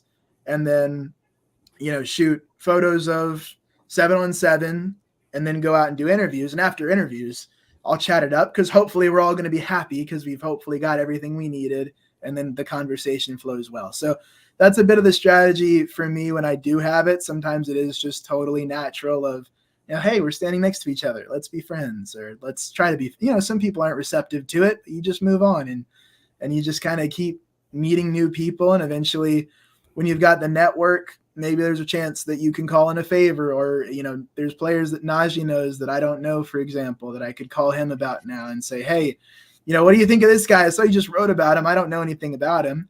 And then vice versa. And we can be a resource to each other. There's things inside of football, outside of football that, you know, we can talk about when you have that kind of relationship. So for us spending so much time with each other, so many nights and so many weekends, I think if you don't do it, you're really missing out on something cool. All right. You guys got any other questions before we get to our next segment? Yeah, I mean, I'll ask you a question, brother. Super detail oriented. That's one thing I always have, and obviously to this day I admire about you, man. You're always in the media, man. I talk on here a lot about not being too tapped into the technology. You know what I'm saying? Obviously, it sounds like you kind of not be in your thoughts, but kind of you got to be in yourself to like like you just said, I'm take photos here. I'm gonna meet 2 new people this time, so you're really detailing your steps. You know what I'm saying? How do you kind of balance being on the phone and still kind of, you know what I'm saying, woosah within with being really consumed by media, internet, TV, sports, and highlights? So how do you kind of how do you do that? Yeah, I think the biggest thing to me is learning. Like I think I took a hit on my brand by not live tweeting the Senior Bowl practices, because I mean I could have done it. And I did it last year, and I got a lot of views from it last year. And I said, man, I got to do it again this year. And I get there, and I'm like, that's not the right thing to do. There were certain things of like, talking to Jerome and Sam and getting good shots. And there were some times, I mean, I hate to say it, I think I'm still red. I try to get the lighting so you can't see it, but I'm still so sunburned.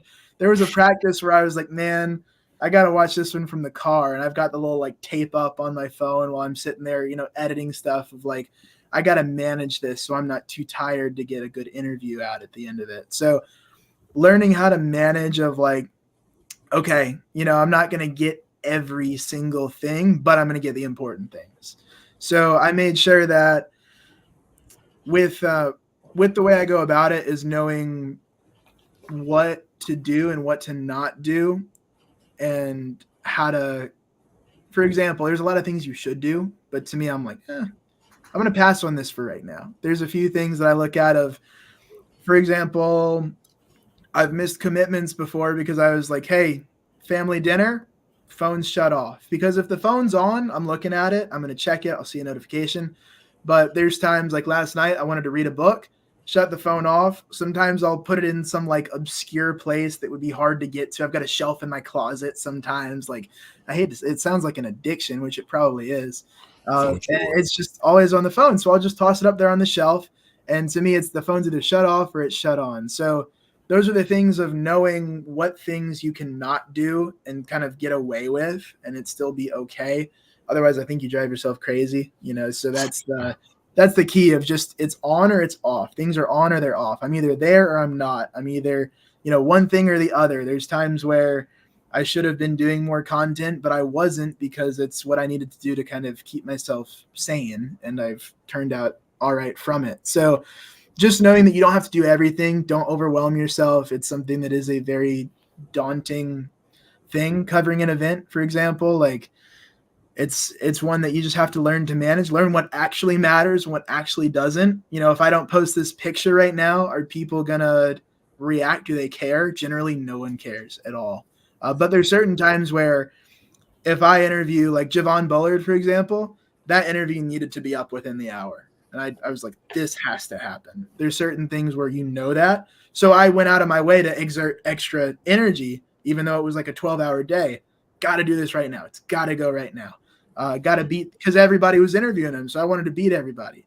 So those kinds of things of when to go on and when to go off. And you have to predetermine that. You have to visualize things. I'll look on Google Maps, for example, of like, okay, I'm going to walk in. I'm going to go in this door. I'm going to stand here. I'm going to be like Jerome knows what corner I want to photograph from in the stadium at the Senior Bowl. Same corner, bottom right. That's what it's always going to be. I get good shots every year there. And once I visualize it, then I'm prepared. And it's all preparation for me. So that's the way.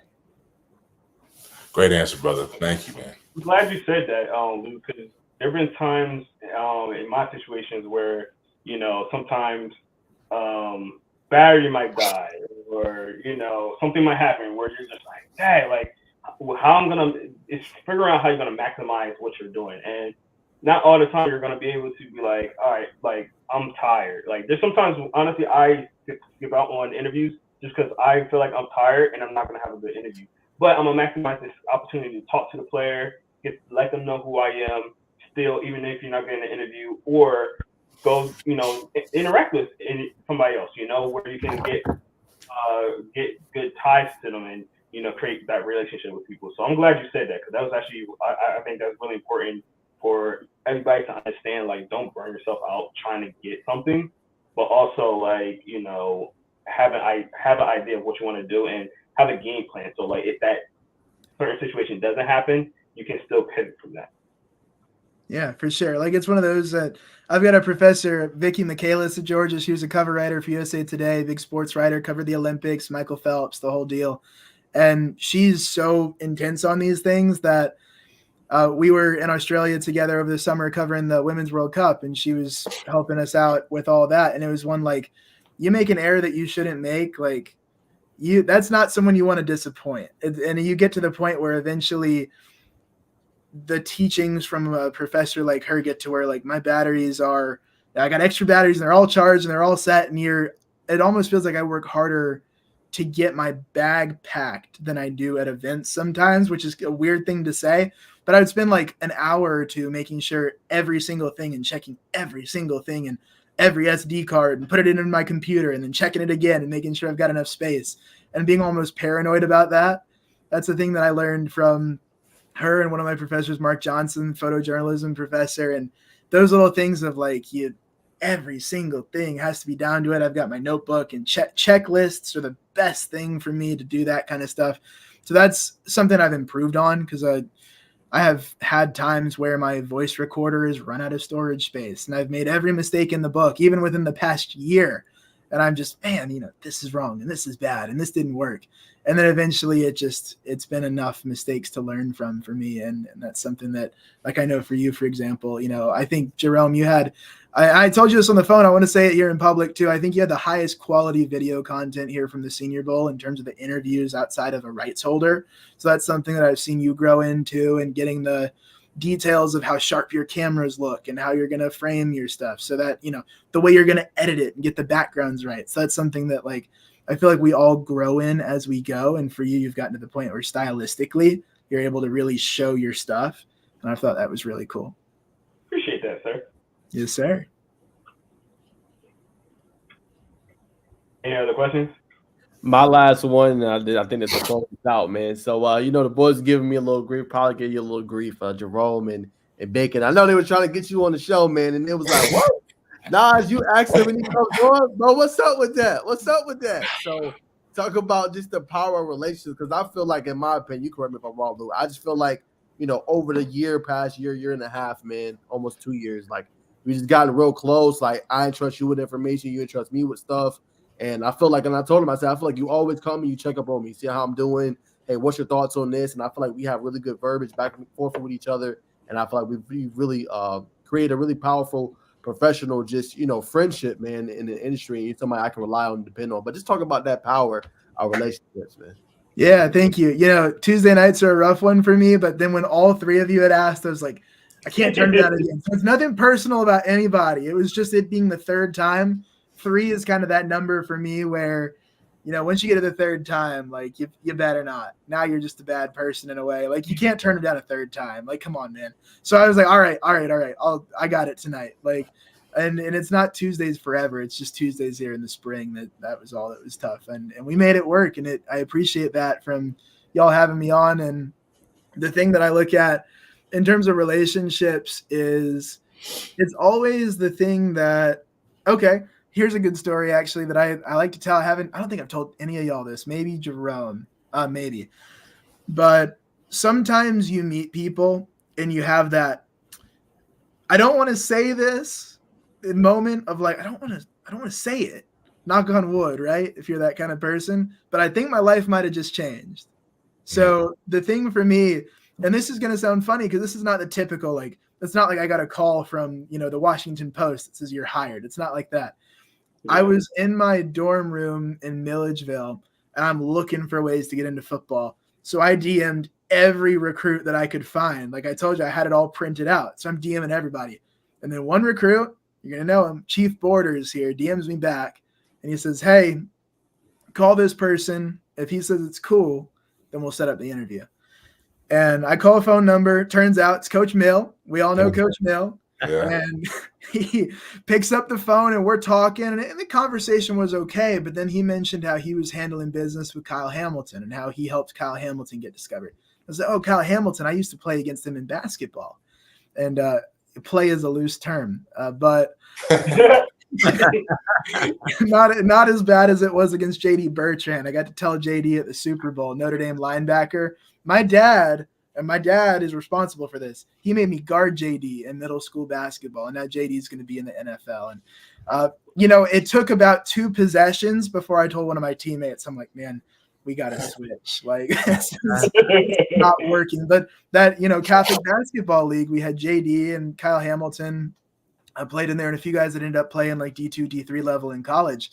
And I was, talking to Coach Mill about, oh, yeah, Kyle Hamilton. Like, yeah, I remember watching him and the way he was dunking on people and always, shredding my school, St. Pius. And as soon as I said that, he was like, oh, Atlanta. And we kind of caught on in 6 degrees of separation. After first minute or two of the conversation was about as stale as the conversation with Mill gets, because those aren't stale conversations anytime. But it was one where we weren't getting a whole lot of talk there. It was just kind of small talk, and then that kind of woke us up and got us going. He invites me to a camp. Got to interview Kevin Sumlin and talk to him about Johnny Football and what he's up to and his work with ESPN, and then looking at Richard Young, who's at Alabama now, and talking to Chief and some of the players from that camp that went on to do really big things. And that, to me, was the first time that my Twitter really started going. I think I got maybe 250,000 impressions just from that camp. I was the only one there live tweeting except for Jeff Sintel, and that's where I met Jeff. Now, Jeff's been a big mentor for me. So then Mill got me in the door, and that's where I met Dale Dowden as well. And then Dale's the one that told me about Corky Kell. And then I get to Corky Kell, and then Mill sets me up with Travis Hunter for a double exclusive. And we're sitting there in the Mercedes-Benz suite, like wondering if we're supposed to even be here or how I got in this situation. And then we're doing Travis Hunter exclusives, and, Mill gets me started into it. But after that first phone call, my roommate's girlfriend was sitting out on the couch. I said, hey, I think my life just changed. And she's just sitting there like, I don't care. Let me eat my cereal kind of thing. And I told her after the first call with Mill, I think that changed. But it's those relationships to me of people are like, how do I get into it? And I was like, you just got to get into it. Send a DM to everybody that'll text you back, because today it's more accessible than ever. I know it's maybe more daunting than ever. More accessible, not successful, more accessible than ever, but more daunting. But if you want it, you're going to get it, because you'll go and send DMs and meet people. And then you get into the situation where, with Mill, set me up, got me going. We still talk. I love to go out to his camps and see what he's all about, and see when he brings out Dan Mullen and Super Bowl champions and all these people that I grew up watching that he's so tight with. And, he introduces me to Jim Harbaugh at camps, and it was all from that one DM, that one phone call, the one moment of just calling someone. I didn't even know whose phone I was calling. I didn't know the area code. I think it was maybe Chicago.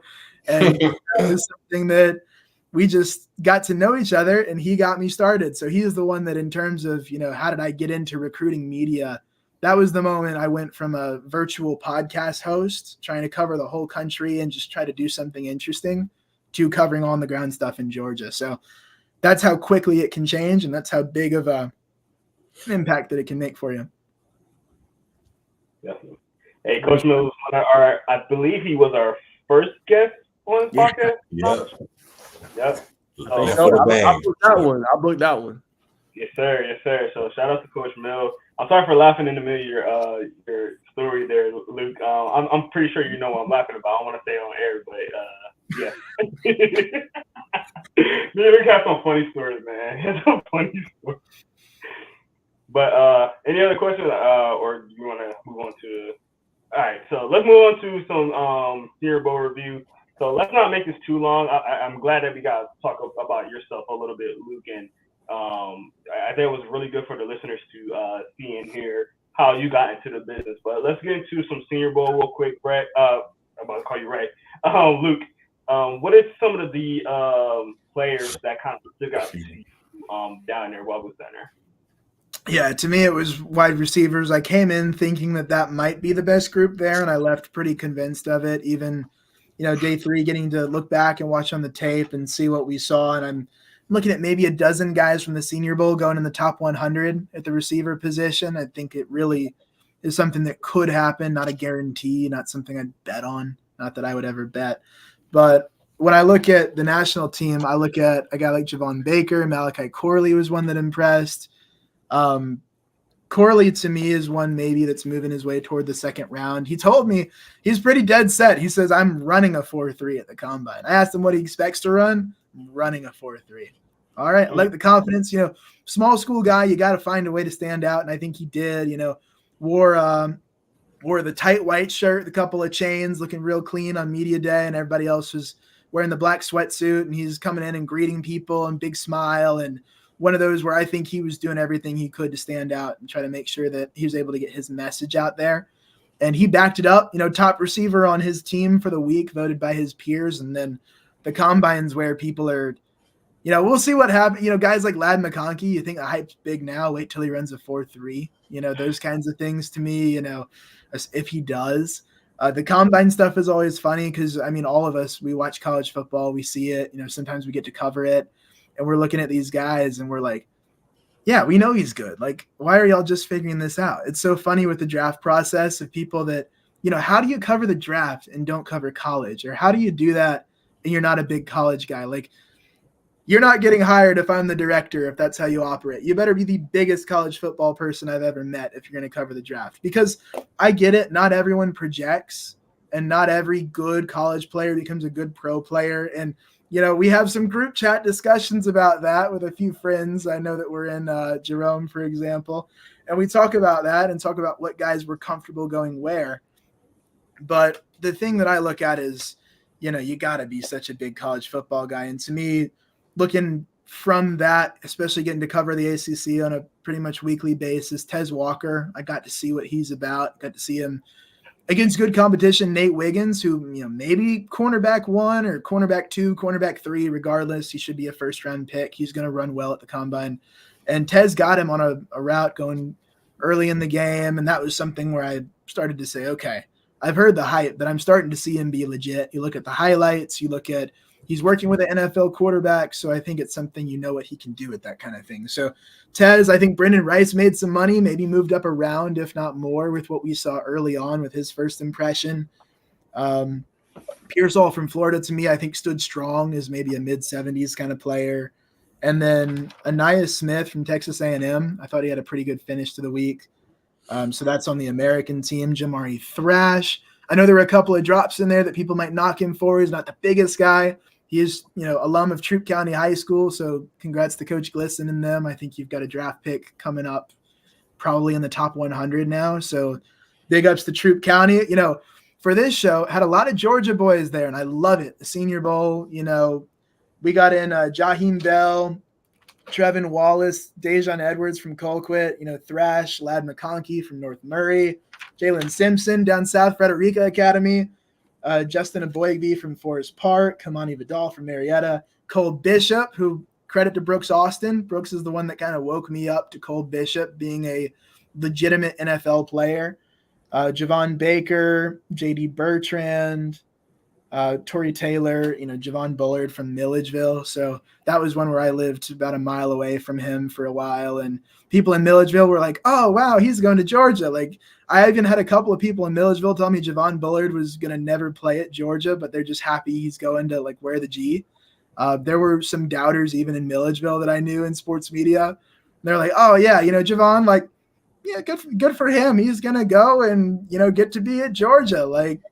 Good job, man. And then now to see him be a superstar and probably a top 100 pick is something that, he's got the bet on me tattoos and the type of guy that is just got that mentality. And it's one that if you start to say, oh, I'm not sure he'll be a great player, I'm not sure he'll be a starter, I'm not sure he'll be an MVP or an NFL player, just keep saying that and you'll be wrong. You'll just always be wrong about Javon Bullard if you doubt him. And that's something that there's certain players that I just say, I'm just not going to talk about this player if I don't believe in him because he's going to just prove me wrong. Even though you might say maybe he's a little undersized or maybe he's a little slower, this, that, the other, he's going to prove you wrong. So that to me, the Georgia representation and the Senior Bowl was a cool storyline to get to cover. And we had a few top performers from that group from Bullard. And so I think that covers it.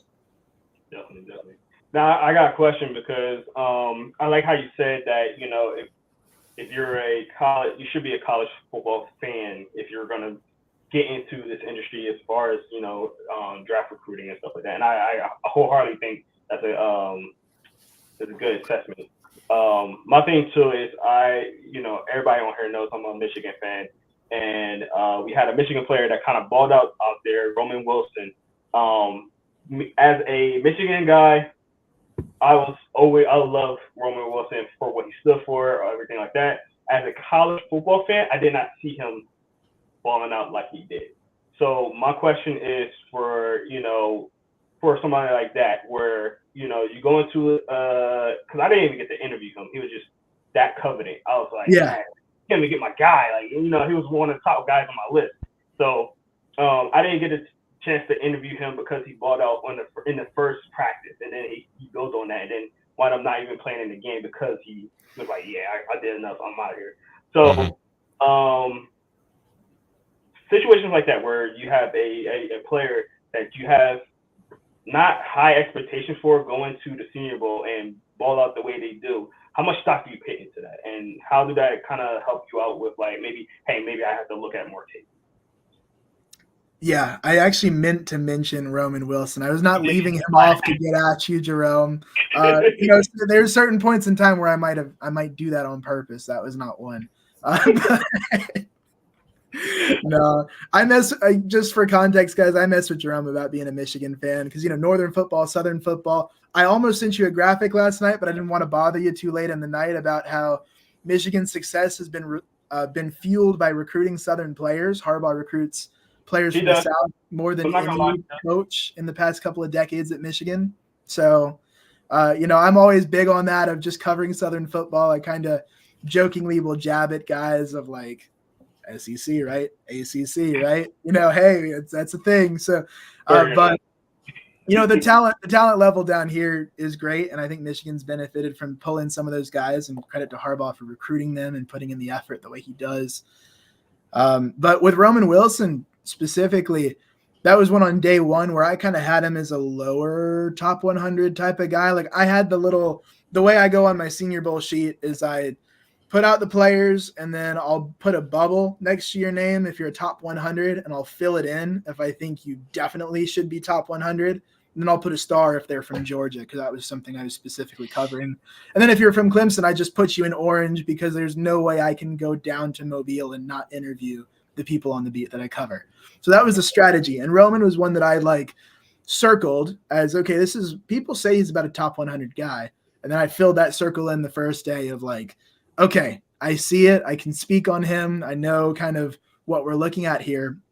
And some of it to me, I like to put into context of kind of who he was going against. So he had guys like Kalen King coming into the week. He didn't have a good week, but he was one that we knew was a big name. And of course, Quinyon Mitchell from Toledo. And those were a couple of guys that he was in the DB group against him. So I know the competition. I see the history of the Senior Bowl. And then because of that, I'm looking at this maybe being even better than the previous couple of Senior Bowls that I've covered. So in terms of talent level, and I look at it and say, okay, DB group's pretty good. What does he do? Catch, acrobatic catch. And I'm starting to check boxes in my mind of, okay, anything he can't do. And then there comes a certain point where you don't really care what he can't do because you know that this guy's at least going in the third round, if not higher. And then you start to feel very comfortable with a player and feel like, okay, this is a guy that's proven what he is about.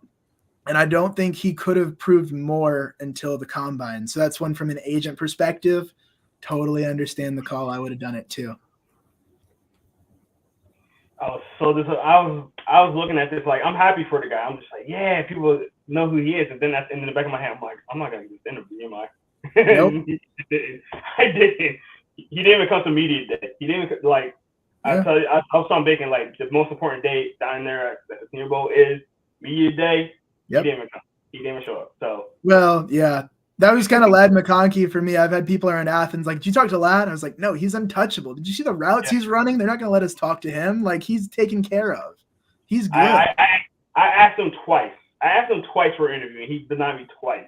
So he was on his way out both times, but still, I'm like, come on. Yeah, man. It's one of those things. When you've proven what you need to when you prove what you need to prove, there's nothing more to say. You're good. And there's a certain point where it's yeah, it's good to do interviews, and if I were an agent, I would advise my clients to do them.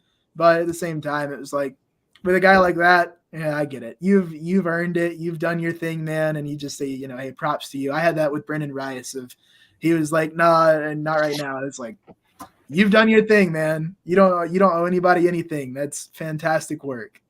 Definitely. All right, one last question I'll let these guys talk about. Maybe you can ask both of us, but the quarterback position.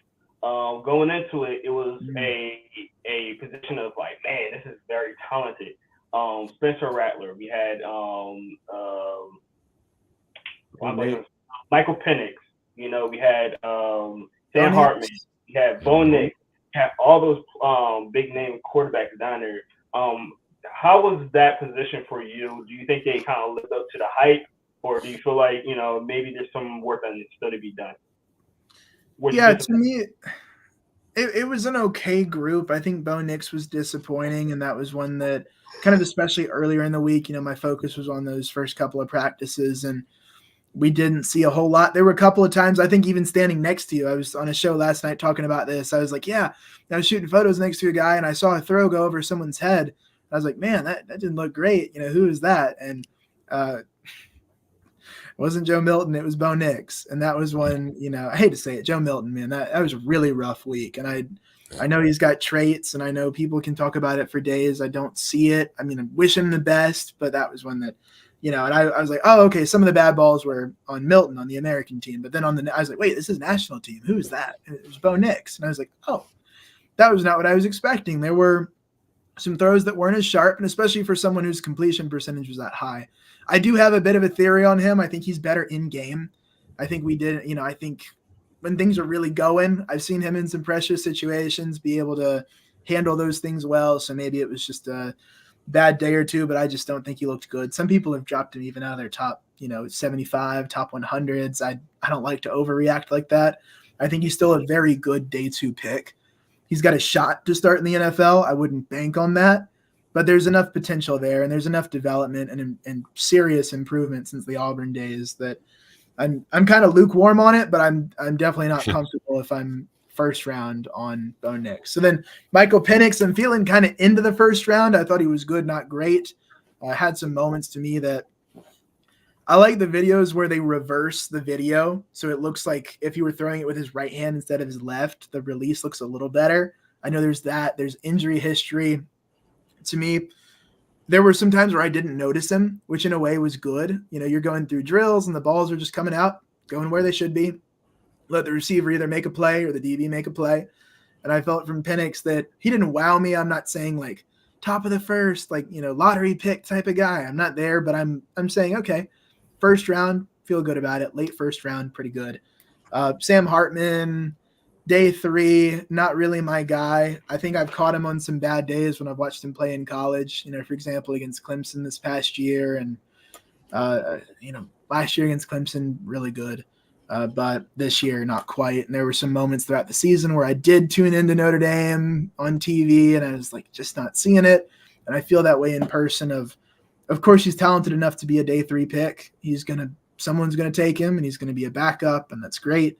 But I'm feeling maybe like 6th round or so on Hartman right now. I think Rattler from South Carolina, I was on the edge of top 100 pick with him coming into the week. Now I'm pretty solidly, I've filled in the bubble per se on Rattler and on my notebook of, okay, yeah, this is top 100. I don't really expect him to start, but I do think he could be a backup that you put in and you say, there's a shot. There's a chance to win.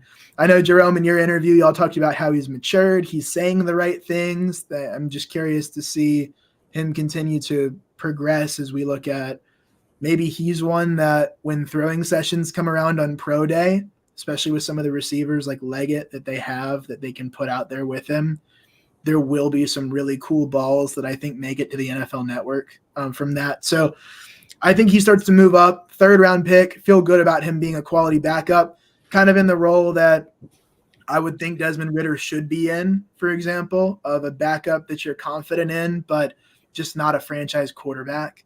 So I think you get that kind of guy in the 3rd round. I think Rattler's that guy. Joe Milton, I don't have a draftable grade on. I don't. Look at the tape this week if you have any questions about that. I think that's covered. Michael Pratt from Tulane. I think I saw what I needed to see. Still feeling good about him somewhere in the 70s. Third round, I think, is fair. I don't think he's super upped his stock. I don't think he's super downed it. But I feel good about third round. And Carter Bradley from South Alabama, day 3 guy. There's some value there. I'm not super high on him. But somewhere in day 3, maybe toward the end of it, you're getting a player that can add some depth at quarterback. So that's kind of all 6 guys, just kind of my thoughts on coming out of the week where I am. Definitely, man. I agree with most of what you say. I think that, I think for me, I think Penix was the most disappointing because I think we all kind of expected him to come in and be so elite. But like when you really think about like him being there with receivers that he never played with and, the rotation of that, he still played good. I just feel like we all came in like, man, Penix is going to light this thing up. He's going to be that guy. And he's going to improve his stock. I don't think he really hurt or he's kind of like neutral right now. He didn't hurt it, but he didn't help it at the same time. So yeah, I don't really like the excuse of their receivers he's never played with. I know it's a factor, but everyone's having to deal with it. And like you're in an NFL environment, one of the things we're literally gauging is how quickly you adapt because that's the NFL. It's pro football. Like I think at every level that's important. So to me, like I'm not going to knock a guy big time if he doesn't adapt well, but that's something that I'm like, people are like, well, he's playing with guys, not what you're saying. I think other people are much more extreme about that of like, oh yeah, he's playing with guys he's never played with before. I'm like, so what? Like, I know it's really hard. It's easier said than done, but also that's literally part of what you're here to show is that you can quickly pick up an offense. You can pick up a rhythm with receivers. I know it's so intricate. I know I've talked to some of these guys that have told me about it, but at the same time, this is part of the test. Like that's part of it. So to me, I just try to be careful with like Senior Bowl stuff of, I know there's new guys, but we are grading you on this specifically. I like it. I like that. I like that assessment. You guys got any Senior Bowl questions y'all want to ask real quick? I just asked. I didn't hear a little bit about Xavier Legette this past week. I just want to hear y'all's just thoughts. And I'm saying breakdown on his game. Yeah. That's one that. Say it again. What was the name? I'm sorry. Xavier Legette, the receiver of South Carolina. Yeah. Sorry. Yeah. No, that was one to me. Like watching Clemson play. We look at South Carolina all the time, and I think that's one where, again, for me not being a Clemson fan, that helps because I'm looking at it like, hey, Rattler, Xavier, like there's a big play opportunity. So even though that offense was not super stable this year, I was like, y'all better watch out for South Carolina. Like it's going to be a close game. And it was somewhat close at the way it went. It was a bit of a slow game, a bit of a drag this year. But it was one that to me, it's like you're always one play away with that duo because they can go and do it big. And Leggett to me at receiver was one that started slow, but then came on by the end of the week and he adjusted. And to me, I give him credit for that of like, oh, now you've shown what you are. Day 2 and then into day 3 of good body control. It's something I rarely note about players, but I noted it about Travis Hunter. That really stood out. And to me, Xavier Leggett, like I feel very good about second round for him. I think the speed's solid. I know the height came in lower than what people wanted, and that was a bit of a conversation of, I think it was maybe a little over 2 inches lower than what he was listed at. So take that for what you will. To me, it doesn't change a whole lot. I think he's still somewhere in the 40s on my board. And this week, there were a couple of catches where he went over the top of somebody or made adjustments in the air and just showed off the body control, the ability to track the ball, and the ability to make his quarterbacks look a little better than they were on some of the throws, especially day 2 is what I'm talking about here in practice. And that was the thing to me that was sold me on that second round spot. Yeah, I agree with you. I got a high second round grade on him as well. That's going into the Senior Bowl. He was one of the guys I had high on my list for my interview. That's going to be my next interview coming up, by the way. Check it out. Anyway, I'm literally working on the edit right now. But the thing about him, I think, like he said in his interview, he didn't feel like he had a good first day. I thought he had a solid first day. I didn't think it was horrible, but since then he played really well. Now, obviously he got injured on day 3, I believe it was, so he didn't play in the game. but he's still around the team and rooting on his teammates. But the biggest thing that I took away from this weekend with Leggett was that he was a much more solid route runner than I thought. He's like Luke was saying about body control, being able to move that quick in and out of your breaks as a 6'3", I think he was 6'3", 210 pounds, I think he was. Wide receiver, that's impressive.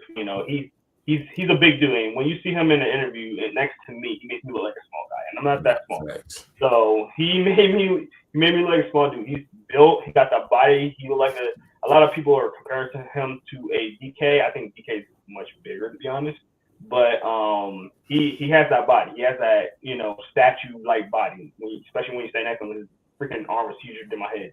So for him to move the way he was in and out of his breaks, that really did impress me with his size and his speed that he did have. Now he's not going to be the top end speed kind of guy. He might run a high 4.4, maybe low 4.5, but if you're that big, you got to be able to box people out. You got to be able to route run really well, and that's exactly what he did.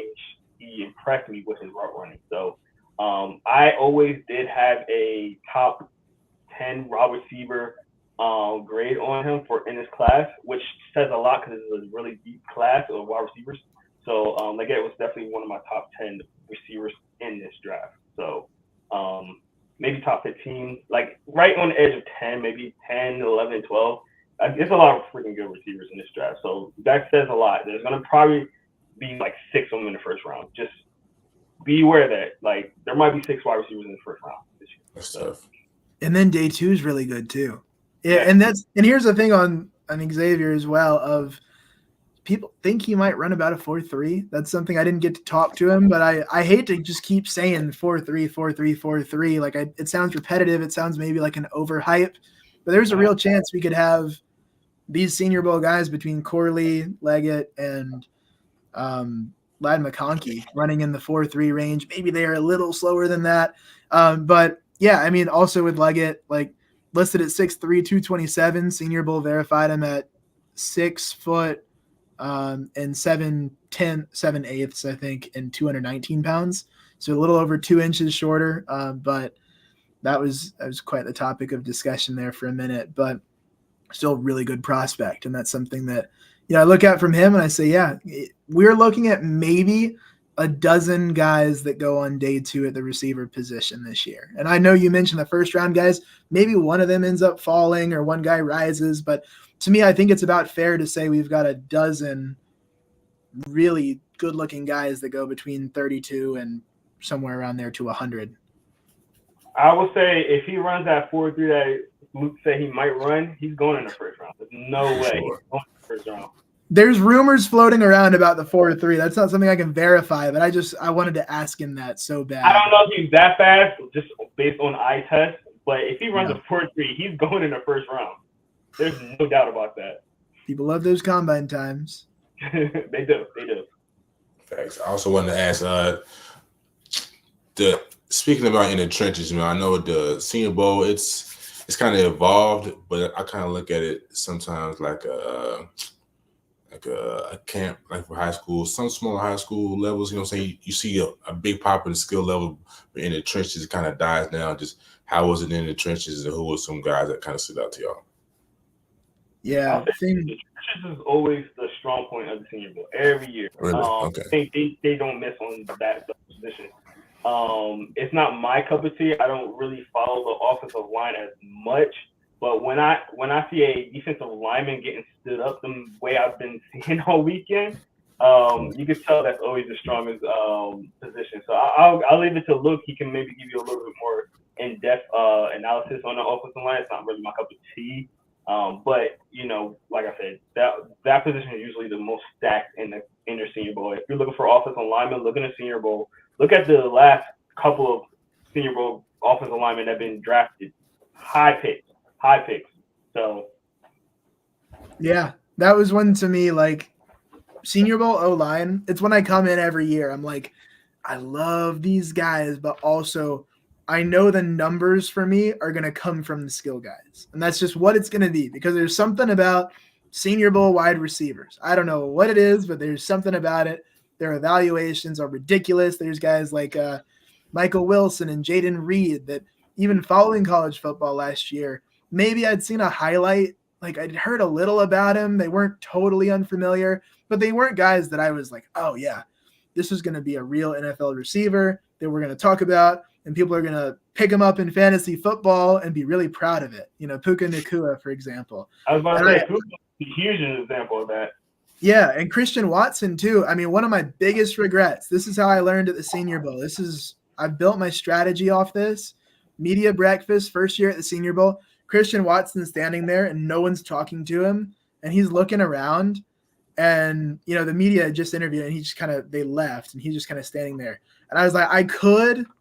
And I looked at it and I was like, no. Like, I don't know if I quite believe in him. I was like, one good day of practice. I was trying to be the skeptic, you know, like one good day of practice doesn't make the player. Day two. So I was, you know, it was before day 2 of practice. And I was like, no, I'll go get someone else. And I forget who I ended up getting. Didn't end up being near as good as Christian Watson, I'll tell you that. But it was the kind of thing where I learned, like, you don't know. Even when you do know, like especially a small school guy, if there's a small school player at the Senior Bowl, you better figure out who they are. You better go watch Dylan Lobb's highlights on YouTube, for example, from New Hampshire, the running back. Like Jalix Hunt, for example, didn't know who he was. But gosh, as soon as he accepted the invite, I was like, who is this guy? Where are the highlights? What can I find? Because that's the thing of their evaluations have been so strong. They've been so strong at receiver. And I come in and say, that's the position. I got to go get the receivers. I can't make this mistake again. And then I always end up talking to so many offensive linemen because they're such cool people. Guys like Andrew Ryan, for example, one of the best interviews I think I've ever had in terms of a personality. And you get to these linemen, they're so talented, but they're all in different parts of the country. I think I had an interview with a guy with a Wisconsin accent for the first time ever, and they're just from such different places, and the trenches are different up there. You know, that being a Michigan fan, you know, Jerome, and that's the thing to me of getting to hear about their experiences and learn. I always end up with the offensive linemen, and then I always end up really happy that I interviewed them because they end up being some bona fide pros and guys like Cole Strange that go in the first round because Bill Belichick believed that much in him, for example. So those are the things to me that you don't doubt the evaluations at O-line and receiver. Other positions are good, but those to me are the two best. So Andrew Ryan, I think, made himself a very solid draftable player, moved up into a very firm day 3 range. Jackson Powers Johnson, people can't get enough of talking about him right now. I'm not quite to that level of, you know, absolute first round stamp on him, but I'll say fringe, like somewhere in maybe the 30s to me feels right. Tough name here.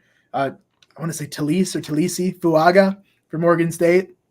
Not one that I got to talk to, but a player that was an obvious standout. Thank goodness they matched him up against Leitu because we got to really see what they were about going against each other. They split one-on-ones on day 1, for example. And then, you know, on the flip side, the American team, Tyler Guyton's a guy people talk about, not as high on him, even though I do think he is a day 2 prospect for sure, but I may be deeper in the second, more toward the 3rd round on him. Patrick Paul, really physical guy out of Houston. My dad, that was one of his better interviews. He talked about, I think he said, I'm Nigerian born, I'm going to be a politician. And that was how he finished the interview. So he was one that was pretty intriguing to hear talk, but also the fact that he's the type of tackle that you rush him and he'll just kind of stand you up. He'll just arms out, and he was playing a little higher, but it didn't matter. Like he was just kind of stand you up, just boom. And that's what it's going to be. Christian Haynes from UConn goes without saying. He was one of the top 100 players in college football last year and continued to show it. You look out there, you're saying, for me, like I have not watched the UConn football game. Maybe I shouldn't admit that, but it's just the truth, right? I mean, I'm not that deep. There's so much you can watch, man. And I'm out there looking like, what helmet is that? I was like, oh, UConn. They said the UConn guy was going to be good. And then Christian Haynes just continued to win reps on the inside. And I said, okay, yeah, top 100 player in college football last year. That's one of the latest rankings. And I think he showed that again. And that's someone that's a solid day 2 guy. So O-line, those are the ones that stuck out. Fuaga is going to go really high. Powers Johnson, first rounder, and a few guys like Ryan made some real money and I think earned themselves a contract. Yeah, I just wish Paris Johnson was definitely one of them that was high on mine. So I wish he didn't get injured because he's one of the top centers. I'm sorry, that's his name, right? The Oregon center. Oh, Powers Johnson. Yeah. Yeah, I said it right. I'm sorry. Yeah. So he got injured during the Senior Bowl, and I wish he didn't because he was one of the guys top of my list. Obviously, I think we only got one lineman the entire time, which is obviously the Michigan guy, Henderson. So I think that was the only offensive line. We interviewed a lot of people, but I agree with Luke, man. If you're looking for an offensive lineman, definitely go to the Senior Bowl. They usually produce a lot. Cole Strange was one of them that we did interview a couple of years ago. Another good one was Matthew Boucheron, went to play for the Bears. Yeah. Well, it's there as well. So and they don't have to always be a first runner, but these guys know how to scout offensive linemen, man. They always have good offensive linemen at the Senior Bowl. So if that's your cup of tea, I know Ray loves his offensive linemen. Senior Bowl is where you need to look for sure. Most definitely, man. Last thing, real quick, man. On average, how many interviews did y'all do, man? Like huncho, have a huncho, 25. See, Luke has this weird thing where he has almost double as much as I have somehow always, and we always go down there with I usually have 4 people that go down there. It'd be him and his dad, and they'd be having so much more interviews than me. I'm like, how? I don't understand. The structure of the interview, it makes it almost impossible to get interviews, and he always gets interviews. I don't understand, but okay. Yeah, it's pro, man. So one of the things we did different this year, for example, I've been learning, I'm really trying to grow on Instagram, the @Winstel Media account, because that to me is one that, especially with recruits these days, they're not sitting on Twitter looking at their DMs. That's just not how it is. And you think about it too, I'm older than them and I don't do that. Twitter's work for me and I'm still not on Twitter, consuming very much. And I'm like, well, they're definitely not because they're on TikTok and Instagram. So to me, building the Instagram is really big from that perspective and building relationships. And now we're seeing more coaches from TSP, Coach, or for example, Route King or Coach TJ, Coach Steph, these guys from TSP Performance that are huge on Instagram. They're kind of on Twitter. They respond, they do stuff, but Instagram's huge. So to me, that's one where I look at that. How do you grow on Instagram? Well, videos. Well, how do you grow with videos on Instagram is, from what I found, the research shows retention rates. Well, when we're on Instagram, we're not sitting down, even if it's a good looking interview, you're probably not going to be like, oh, let me watch a, 90, well, not 90 second. We'll say 2 minutes, 3 minutes, 4 minutes. You're not just going to sit there with your Instagram open watching that. There's different apps that you do that on. So to me, I was like 90 seconds or less. That's the key. And if it's not 90 seconds or less, I'll cut it below that or I'll cut clips. So clips are going to be the big thing with my actual NFL draft coverage of figuring out what's relevant that people said that maybe got more relevant or is still relevant, still good. But I'm a pretty analytical guy. I'm less analytical than I used to be because then I got obsessed with getting 1 million Twitter views a month, and that's not very healthy, even though it was a fun thing to go for. But I'm analytical in my approach. Results are one thing that I have learned to compartmentalize, but the approach of, okay, retention rates are key right now. That's the thing. That's what's going to build the YouTube. So I've gotten for example, retention rate to me from Senior Bowl content's been somewhere around 13 to 15%, still to the very end of the video. Still a lot of room to go, but it's about double what it was on my stuff last year. And I'm seeing that reflected in the viewership and people following and sharing the stories. So that's one of the differences. Your interviews were a little longer, which is really good, Jerome, because that's honestly just a good thing to do. But for me, looking for retention rates and Instagram growth from any content that I wasn't selling off as freelance stuff or giving to the Clemson site, that was what I was looking for. So it was one, and then scanning the room, looking around, and then just, position yourself, set down the tripod, make sure everybody knows that I'm next. And then I get whoever I can next. And that's how I did it. It's a madhouse out there, man. People it's exhausting. It's exhausting, man. But you kind of get an idea. You do it. This is our second time in this second year in this kind of format for us. I know Luke's first year, it wasn't like this. It was a lot easier, relax, and being able to get interviews a lot more. And then right after, it's Luke's fault. You know, he went there and he wrote it off for us. I brought everybody with me. after last year, I think we kind of came up with a good game plan that's a little bit better than last year, because last year was the first year they had it where, you know, hey, you can get on the field, but you can't go to certain spots, and it's only going to be certain players that go on the certain field, and you got to know who those players are. If you're not going to get the interviews, and it can be a little rough. And sometimes, like, especially with Inside the Hatches, we don't like to do the group interviews, and I know Luke don't like to do that either. Never. And I hate it. We hate it. And there's a lot of guys that do that, and, like, there's some media people that, you know, you be talking, and then all of a sudden they get into your interviews, and it's a free-for-all, man. It can be interesting. Let's just say that. Yeah. If it's not an exclusive, why'd you show up? I hate to say it. I hate to be that guy, but I mean, really, if you're gonna sacrifice what it takes to get to Mobile, like, you know, if I had a company paying for all of this, and I don't have to manage money or go through my company and try to get the books right and everything, like, and, you know, talk to people to make sure I get it all right. You know, getting help from my dad, for example, with a lot of finances of, hey, how are we going to work this? Or if I need money, here's you know, I don't have this, I can pay you back, those kinds of things. Like, just having to go through all of that, to me, like, I'm not doing that to go and share an interview with 5 people. Like, I'd rather not have it than to have to share it with a bunch of people, because if you can get it somewhere else, why are you getting it from me? I'm not a super big, you know, 200,000 Twitter follower kind of guy. So I don't have that reputation as a source yet, but the way to build it is to get into this in the exclusive interviews. So that, to me, is the key of, you know, setting down, being aggressive. And then also, when you're doing an exclusive, knowing in the back of your mind, like, there's people waiting. So I'll be respectful of them, like I would hope they would be of me. And don't be like a couple of people I saw at the media breakfast that poll players for close to 10 minutes. That was malpractice. Absolutely.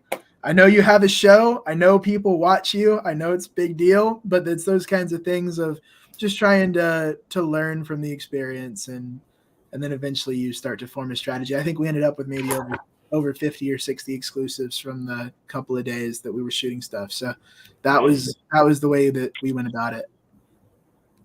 That was going hard. We got like 20 plus. Yeah. Okay. That's good though. Yeah. Good. Yeah. I hear what you were just saying with because there was the same situation with Vlad. You know, there was a lot of group interviews, and I'm just like, nah, I'm going to ask him to get an exclusive. And he denied us twice. He was once on the field with his agent, and then when he was at the breakfast, he was on his way out. So even though there was like plenty of time in the breakfast, I'm not gonna get him for that. But anyway, he's busy. Yeah, I'm busy. I gotta go. All right, whatever. Okay. But yeah, man, great event. Definitely would love for you two guys to go next year for sure. At least get the experience, if anything. Yeah. I think y'all should do it because it'll teach you how to fight. I think a lot of people, when you first get into media, including myself, this is where I learned how to kind of duel it out with people, because there's certain confidence. And I think y'all have the confidence, but I think having the chance to display it and put it into action in a unique situation is something that would be really beneficial for y'all. So would strongly recommend, like, you're going to get good content, you're going to do good stuff, but to have to battle a few hundred credentialed people for a few players and having to deal with that and deal with some of the really high stress levels that come with it of, like, I've made my way down to Mobile, can't be doing this for nothing. You know, I've got to come out with a big haul here. And I think that's something that, you know, would be really good. So if y'all are able to do it, like, obviously we'd love to see you there. I think it'd be great. Most definitely. If it weren't for the day job, I'd have been there. No cap. Oh, I feel you. Yeah. Oh, yeah. I was telling you, twin, I was going to be there, bro. Brother. You're supposed to be here. There we are. I couldn't buck, bro. I did not definitely been on my ass. I'll sell this to you. You can sell it to me? I might keep your name, but I'll That's my NIL, twin. NIL. No. The best thing with credentials to me is scrapbook. I put all these in a big scrapbook, and then you have them all laid out on these big sheets. And some people put them on the wall, but the little ties on the credential, even lanyards, they look messy to me. So I either cut the ties off, take them off a lanyard, put them in a scrapbook. then you've got something that you've got forever of all your stuff. You just kind of flip through. So strongly recommend that with your creds now. I keep mine as well, man. I got every single Senior Bowl lanyard I ever had. Every single one. So Josh starts in Mobile. Yes, sir. Yes, sir. All right. I think that's all for everything. You guys have anything else I want for Luke, man? Any last words? Thank you for coming on, brother. Thank you all. Man, a lot of big gems, man, from you. I didn't think this podcast would be this long, but hey, man, this good information. It was great talking to you, Luke, and we appreciate you getting on, man. And we definitely gonna try to get you on another time for sure. Awesome. Yeah, just let me know. I appreciate the opportunity, guys. I know I've talked you to death here, but thank you again and have a good one. Nah, it's all great. Sensei. Do I do it back? Yeah. I'm not up on the trend. I got you. See, to me, this is Arian Foster here. He scored the touchdown. There you go. That was the guy growing up. NFL Network, man. That was big. Thanks. I appreciate you, Luke, and we'll see you next time, man. Have a good night. Y'all too. Thank you. Appreciate it.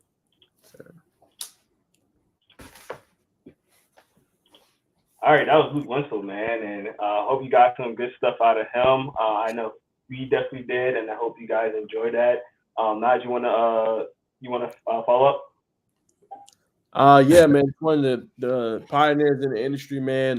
Just does all the stuff right, man. Definitely has been instrumental in my career as well and helping me grow and point out little tidbits and stuff, man. But we appreciate him coming on. Y'all go to his content, Luke Winstel, Winstel Media on Instagram and Twitter. Go give him a special shout out. And just go follow him. And he's always having pretty good content, man. But we are close. We are gonna wrap up the show here pretty soon. I'm thinking, Baker, you think we should just do hoops and react to Army Bowl next week? Like, what you thinking, man? Yeah, let's react to Army Bowl next week, twin. I gotta get up fired in the morning. Yeah. Let's go ahead and shift the hoops, man. We'll break all that stuff down later. So let's go ahead and go to the 3-man weave. But let's let you lead us. What's the hot topics you got on tap for tonight? Hot topics, like I mentioned earlier, man. Definitely got to talk about Juju Watkins, man, averaging 27 points per game. She had 51 points the other night. I believe she was recognized for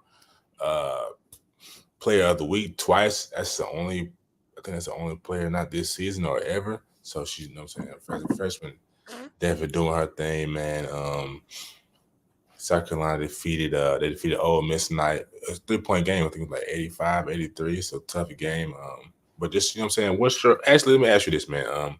We talked last week about possibly raising the WNBA draftee range for college women basketball players this week, man. Just what's your thoughts of the popularity of women's basketball's growth? Just what's your opinion on it? Yeah, it's going at a rapid rate. I think in some instances you could say it's more popular than other sports around the country. And I think it's getting a lot of allure. I think the ability, I know a lot of people criticize it, but what Angel Reese did, her kind of bringing that trash talking aspect to it. And as it, obviously they talked and Caitlin Clark backed it up and was like, hey, well, you know, I like what she does for the sport. So when you have good stuff like that, the showmanship, a lot of times they're kind of like, oh, you're a lady, you got to act, or you're a woman, you have to act a certain way. So I do love the showmanship that they were able to display and kind of show. I think that was huge. So I think it's going in the right direction. As you mentioned, I think they should lower the age back a little bit for those that are draft eligible. You're seeing these people or these girls like a Juju Watkins averaging 27.3 points per game, also going with 7 rebounds, 3.4 assists, leading her team to a 16-4 record. That is having a profound impact on the game, and it can come and probably play WNBA ball right now. So I think that's just a testament of the sport, how well they're able to play, and how pro ready they are coming out, and even in their first year of college. You're seeing that all across the board, maybe on a smaller scale. Crystal Henderson is doing her thing at Georgia State. So I think for sure, I think it's heading in the right direction. I think it's going to be more and more just media exposure. And then a really cool thing too, Big, I don't know if you saw, but ESPN was doing more WNBA free agency coverage as well. As you see, a lot of girls were signing, especially this past week. Nneka Ogwumike was another one that was signing in a pretty lucrative deal. I think the other one I seen was Skylar Diggins as well. Skylar Diggins, yes. Yeah, she was another one. So you're seeing ESPN cover it more. You're seeing it get more coverage. And that's really what it's about, man. We see that on the Georgia scale. Tommy talked about Alabama having that lack of coverage. I think if you cover it, man, you'll be allowed to get more exposure. So I think just those big outlets, they got to do more of that and put these girls on display, man. I mean, obviously they're doing it now, but I definitely love what the sport's trending to and where it's going. Facts. And since we talked about Caitlin Clark, we'd be remiss to bring up that she is 122. If this is current, 122 points away from breaking Kelsey Plum's all-time scoring record in WNBA in college women's basketball. So that's impressive. We've got to shout out Caitlin Clark for that. Moving on to the men's, man. I don't know how long OKC's been in the first place of the West, but it was just brought to my attention last night. I've been watching more college basketball this year, but kind of just what's your thoughts on Shea Gilgeous-Alexander, Chet Holmgren, what's the brother? Just got Josh Giddey. Yeah, Josh Giddey. Just the crew, them running the West right now, man. I think it's so tight. I'm sorry. No, you're fine. I think they were heading in the right direction. You seen like little the word's not splashes. You seen little hints of growth last year, right? You seen them being able to play at a high level. You was like, oh, okay, this team might be a piece or two away.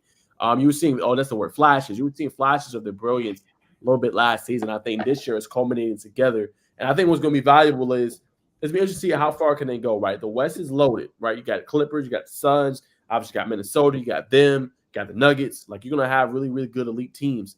And I think it's going to be powerful to see. They're going to be probably a number one seed. How far can they really go? I think it's a big question. But I love the growth. Shea Gilgeous being I think he might end up being all NBA first team this year. And obviously he ended up getting the starting all-star starter over a Steph Curry. So that goes to show you how good he's been playing. I know if you're the Clippers, you did get Paul George, but you got to be thinking, dang, maybe we should have held on to him. Now, Paul George is playing at a great level. He's also an all-star, but you got to think about the youth too, right, of Shea Gilgeous. He's going to have plenty of years in the NBA to play.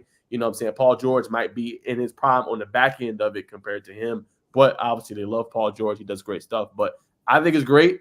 And I think regardless of how it turns out, it's going to be a great learning curve. You saw what happened with the Sacramento Kings last year. They did go out in the first round, but a great learning perspective for them that they can continue to add with that young core and pieces they got on the team. I think it's going to be the same for OKC. I do think they will go further than what the Kings did last year, but I do think they're going to learn a lot from this playoff run, and I think they're going to be a dangerous team. No doubt. How far do you think they'll go? I think they got a chance to potentially go Western Conference Finals. I would not be surprised with how deep the West is if they get upset in maybe semifinals, but I think they can go Western Conference Finals. You know, I just think a lot of times it's lost. You got to have that, obviously, the longevity. You got to also have that experience, man. That is very, very valuable during that time because you might make a mistake here and there because you're not used to that environment. I think that's big. No doubt. I think a team they're not really flying under the radar. Obviously, a team that wanted to chip last year can't fly under the radar, but not a lot of people are really buzzing around in the Nuggets, kind of like they were last year about this time about them. They're only a half a game out of first place. So what's your thoughts? Last year either. What'd you say, brother? There wasn't a lot of buzz around them last year either. I don't think a lot of people even expected them to go as deep as they were. They was just there was always a consistent team being in the playoffs the last like 5 or 6 years. So I think that a lot of people kind of like written them off. And then now they've got the championship. You know, I still don't think they get a lot of respect, but you know, it is what it is. I think the Nuggets are a really good team. You know, maybe the hype I actually kind of think they're better this year, to be honest, which is crazy. They're a lot more consistent this year. So I like them as a team. Obviously, that's my team, so I'm a little biased with it. But, you know, I don't think they were talked about a lot last year either. So actually, there was a good amount. I won't say a lot. It was a good amount of buzz around the Nuggets, seeing as there was a dangerous team last year, and I think you proved that. So it's kind of like when you think about they haven't won one yet, but when you think about the Bengals, right? It's a team you don't want to see come playoff time. I think that's the same thing with the Nuggets. Like, you don't want to see them playoff time. Same thing with Cincinnati. Like, Joe ain't won one yet, but everybody know it, like, he's coming, right? Like, that chip is going to come eventually. And I think it's the same when you look at the Nuggets. They already won one, but it's a team you don't want to face in the postseason. Jokic already 2-time MVP, Finals MVP. You know what's going to happen. Jamal Murray's made his name in the playoffs. Go back and go look at the bubble, what he was able to do, setting it on fire. They came up short in the West Conference Finals, but got that experience, was really, really elite. And then you see Michael Porter Jr. has faced some injuries, but is another good elite 3 guard or a number 3. Is able to do a lot of things. One can defend at a high level, and you can't sleep on Aaron Gordon either. So I think, man, the West gonna be interesting because somebody gonna go home early, right? Minnesota, same thing, right? They got some talent, but it seems like Cat to me is like a Dak Prescott. Like when it's the playoffs, like he don't perform at the level he was supposed to perform to. No disrespect, I'm just saying. I feel like to me is living, spitting images of a Michael Jordan. You know what I'm saying? To me, in a mix of Kobe Bryant, because he got that mentality. You know what I'm saying? He gonna go at you, and then he's fun with it. He's funny with it, and he gonna come. And playoff time, he gonna drop them buckets on you. But can he get the requisite help around him in them instances? So I think the West gonna play out interesting, man. Nah, most definitely. Carl's he's gotta show up. When he was with Kentucky, he had a lot of pieces around him. I guess it was, when you got Devin Booker, you got who else is on that team? Willie Cauley-Stein was on that team. I'm trying to think of who other guards. Anyway, that was loaded. Obviously, I think the whole starting 5, but then almost went in the first round. But Carl's got to step it up, man. You know what I'm saying? Obviously, he's expanded the range, adding 3-point, but he's got to get back to what he does best. You know what I'm saying? Back to the basket, dominant inside the paint, interior looks, reverse pivots, and just being dominant to kind of free up, and just a little more because Ant's always gonna be free, man. But kind of moving on, what I thought was interesting. I'm looking at the Nuggets stats right now. DeAndre Jordan averaging 11.7 minutes per game. Not really averaging 4.5 rebounds, but nonetheless, man, that's just another big, a beast, man. You already got a rotation with Nikola Jokic. We already know who that is. Last year's MVP. Was he last? No, he wasn't last year. He was Finals MVP. Excuse me. You got Aaron Gordon. That's a load, man. Then you got Michael Porter, who's not really low, but nonetheless a long body is going to control the glass. So, and that's where I always believe that Denver is dangerous, man. You got a team that can control the glass, that can bang with you. Like I was talking. Go ahead, bro. No. I was saying and shoot. Oh, I'm saying kind of what I talked to Najeh a bit the other day. Like Bam was saying in an article written by Brian Windhorst that and when it comes down to the finals, it's all about being healthy, you know what I'm saying, and just playing with energy. And Bam was saying last year they were banged up, and we got that many big bodies that can rebound basketball. That's going to wear on you in the playoffs. So I honestly, I'm holding a steady in the boat. They're half a game out of first place. I really think I think the Nuggets are going to be back in the finals this year. I just don't see anybody that can physically hang with them. Man, that's just my opinion. And we did it the right way. And he did it the right way. You built the team. You went in the the free agent sweepstakes. So, you know what I'm saying? They definitely came from the bottom. Came up to the top. Slow pace, slow cook. It's a marathon, ladies and gentlemen, not a sprint. But kind of breaking news. It just happened. Clemson has just upset North Carolina, man. That's big time. You know what I mean? Wish we could have talked to Luke about that when he was on, but he always dropping so many gems about the draft. I couldn't. I was locked in. I wasn't watching this. Then we'll kind of do. You got any more news on the hoops now? I'm gonna kind of go through a little G League, talk about the Scouts a little bit. We kind of wrap it up. I was just about to say something good about North Carolina. I've seen that North Carolina Duke game. Yeah, go ahead, talk about that game, man. That was a good game. It was dog. There was dog on the entire game. There was a couple of times when Duke came back in that game, but listen, I'm not a big TV guy. If it's not football, I don't watch TV that often. Especially when I'm at the Senior Bowl. Right. Sam was there. He turned on the game, and literally, I stopped everything and we was watching the game. It was a good game. Don't get me wrong. It was a lot of back and forth, but North Carolina controlled the game most of the time. There was up 17 points at one point. 20 points at one point. Duke was kind of coming back at certain points and things like that, but it was a fun game to watch. I think the game right after, I forgot who it was, but dude, that game was insane. Where it was, I forgot who it was. Please forgive me for not remembering the teams. I think it was like Louisville or something. It was one of the red teams. It was like a last minute 3-pointer, and he took the 3-pointer and made it. But then they looked at the replay, and then the ball was still in his hands at the 0. And that was the craziest game I've ever seen. And I got to remember what game that was. I'll tell you in a second. But that game was insane. That game was fun to watch. That's a bet. Jared McCain, obviously, is a big name. 9 for 18 from the field, man. 50% anytime you can do that. Shot at the elite level. Average from the 3-point line. 2 for 6, 33%. 3 for 3 from the free throw line. 11 rebounds from a 6'1" guard, man. I think Jared, 23 points in total. I think Jared's kind of really finding himself getting comfortable, man. So you never can rule a Duke out, but if you're gonna get that type of production from Jared McCain, definitely watch out, ladies and gentlemen. Baykai had 25. It was definitely probably Lotto pick for the Tar Heels. 10 for 13 from the field, elite.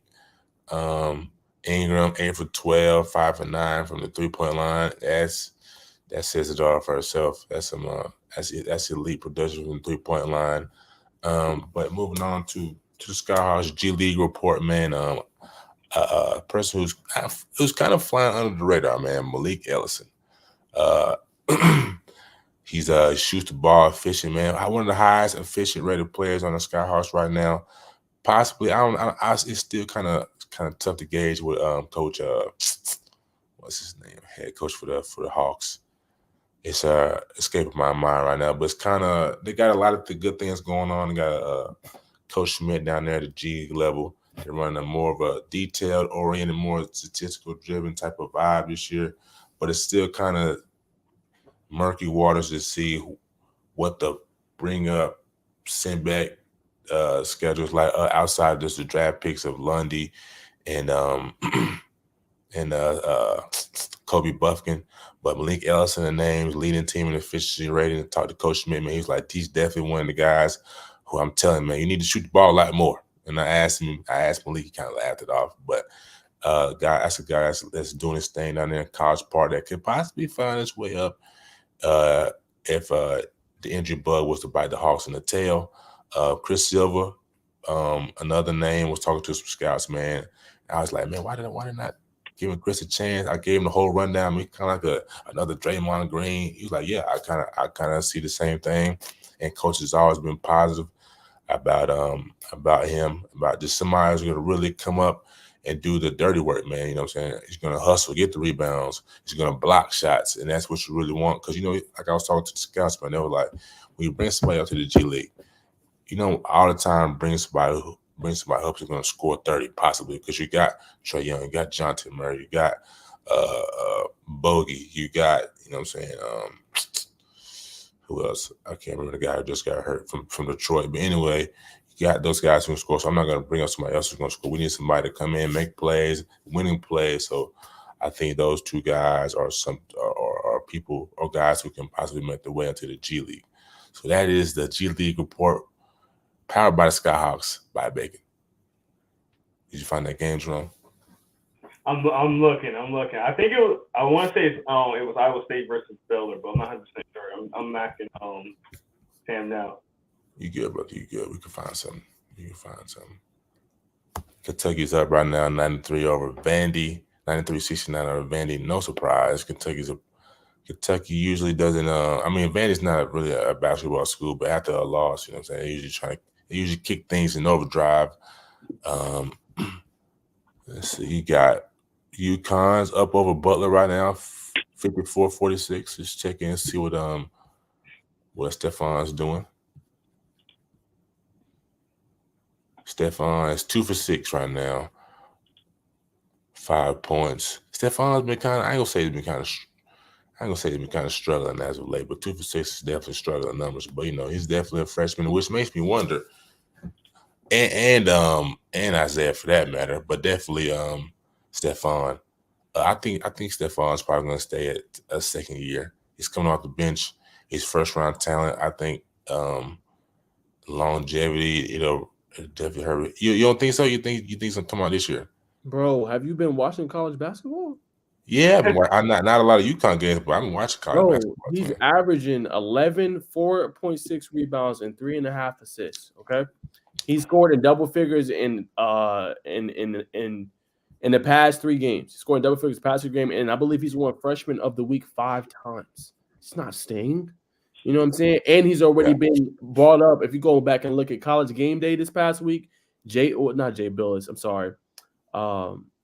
gosh, what is his name? Seth Greenberg, and Yep. it's what's the Jay Williams. They both Yep. said about the impact he's had on the team. It makes them a dangerous team come postseason time because they got another guy that can come in and score at a high level and can Yeah. also assist and play make. So I don't see it. He's gonna be a lottery pick, man. If he wants to come back, he can, but the kid gonna be a lottery pick.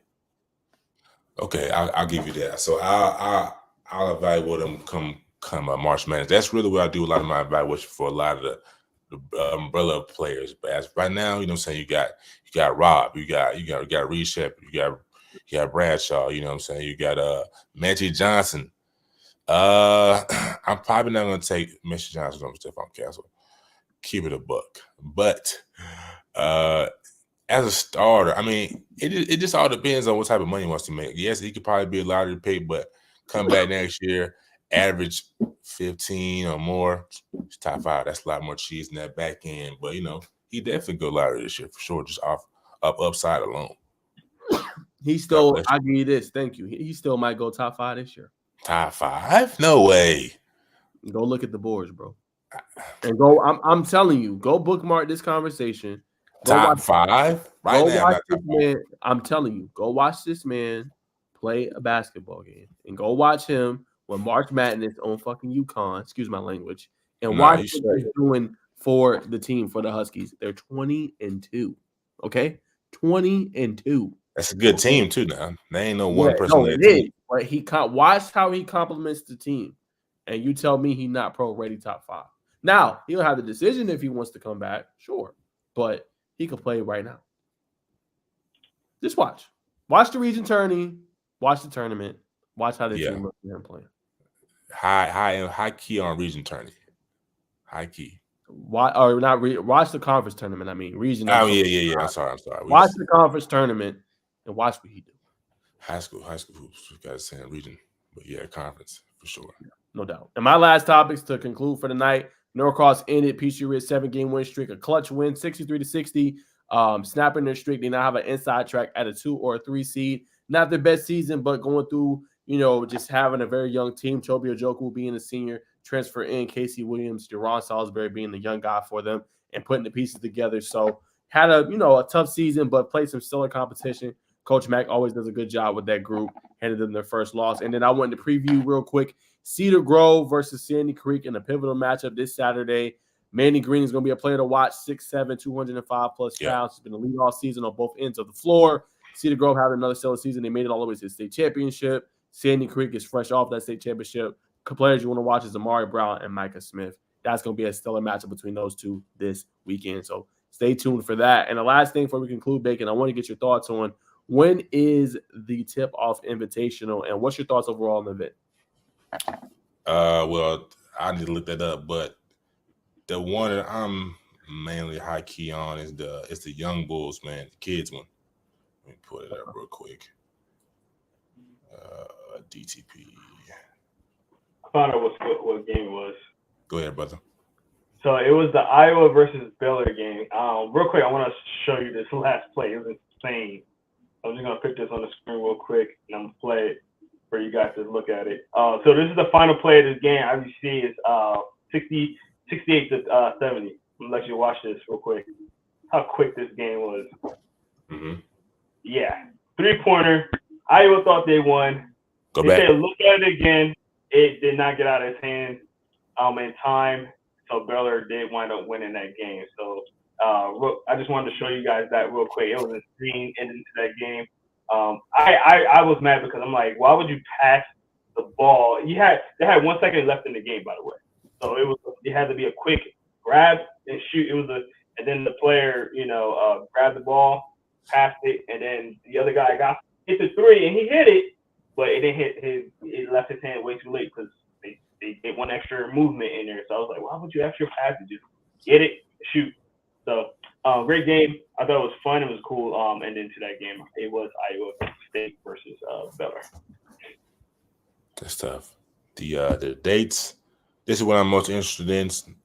This the juniors, June 28th through the 30th. And then the big boys will play April the 5th through the 7th. Spring is almost here, and it'll probably be at the Tip-Off Classic. But those young bulls to watch, you got Braylon at Pace Academy. You know what I'm saying? The embarrassment of riches there. Give me a second. Love some more of these young boys.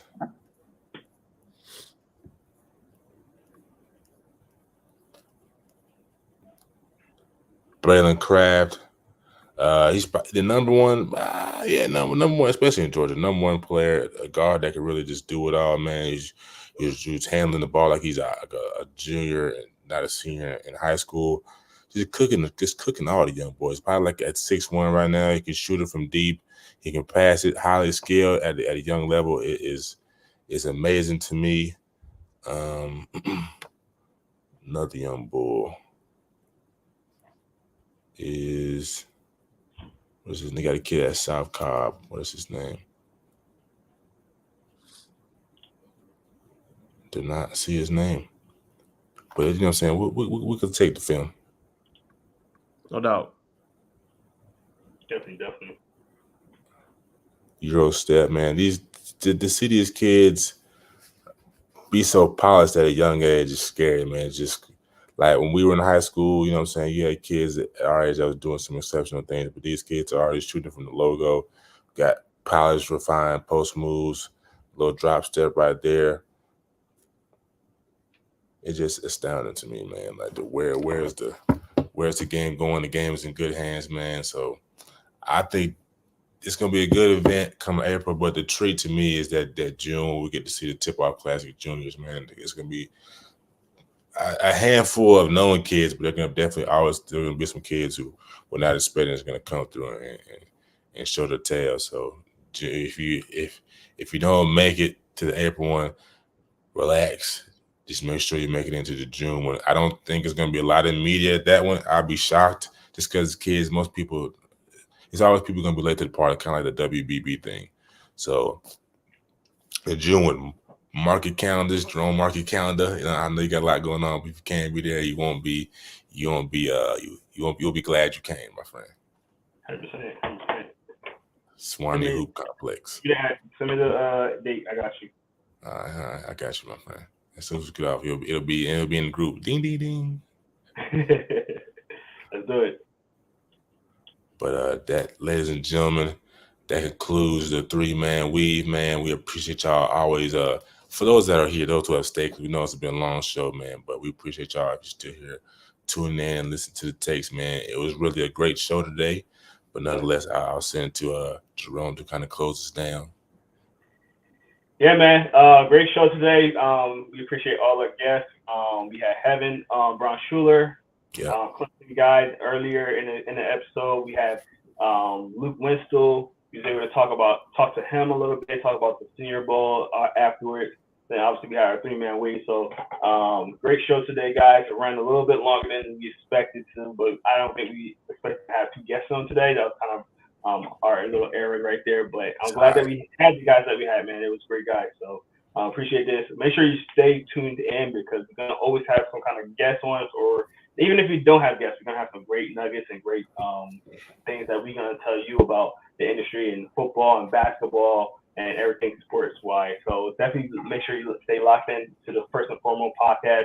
I know you see those right over here. You got the Najeh, you got Bacon, you got Jerome right there. Make sure you follow all those social medias. We got some great stuff coming out, great content that we put our hearts and souls into. So all we have to do is just make sure you come check us out, like and subscribe, all that. That just really does help us out at the end of the day. And, you know, love to be able to share this product with you guys, you know. And, you know, I know all 3 of us are very proud of what we have here. And, you know, all we want to do is just make it better and better and better each time. So that's what we strive for you guys. And we're going to try to get the best out for you guys to view. So, we appreciate you guys, man. Najeh, Bacon, got any final words real quick? I got Wale Pitt. I'll be talking to him this Saturday on the Network Tell You Story. He's the official videographer for HBCU Game Day. Yeah. So that'd be something interesting to hear his perspective, you know what I'm saying, kind of be how he's built himself up in the industry to go around from college to college and kind of do documentaries, and they're real good documentaries. So that'll be something dope to hear on your Saturday afternoon or evening, by evening. Definitely. Well, we're gonna get out of here because Najeh looks like he's about to fall asleep on us at any second. So I appreciate you guys for getting on with us, man. This is the First and Foremost podcast. And Bacon, I'm gonna let Bacon close out. All right, man. This is First and Foremost, where we don't just give you the spiel, we keep it real. Thank you, ladies and gentlemen. Get you some good sleep and have a blessed night. Peace. Hey, yeah. Super Bowl. And I got the Chiefs.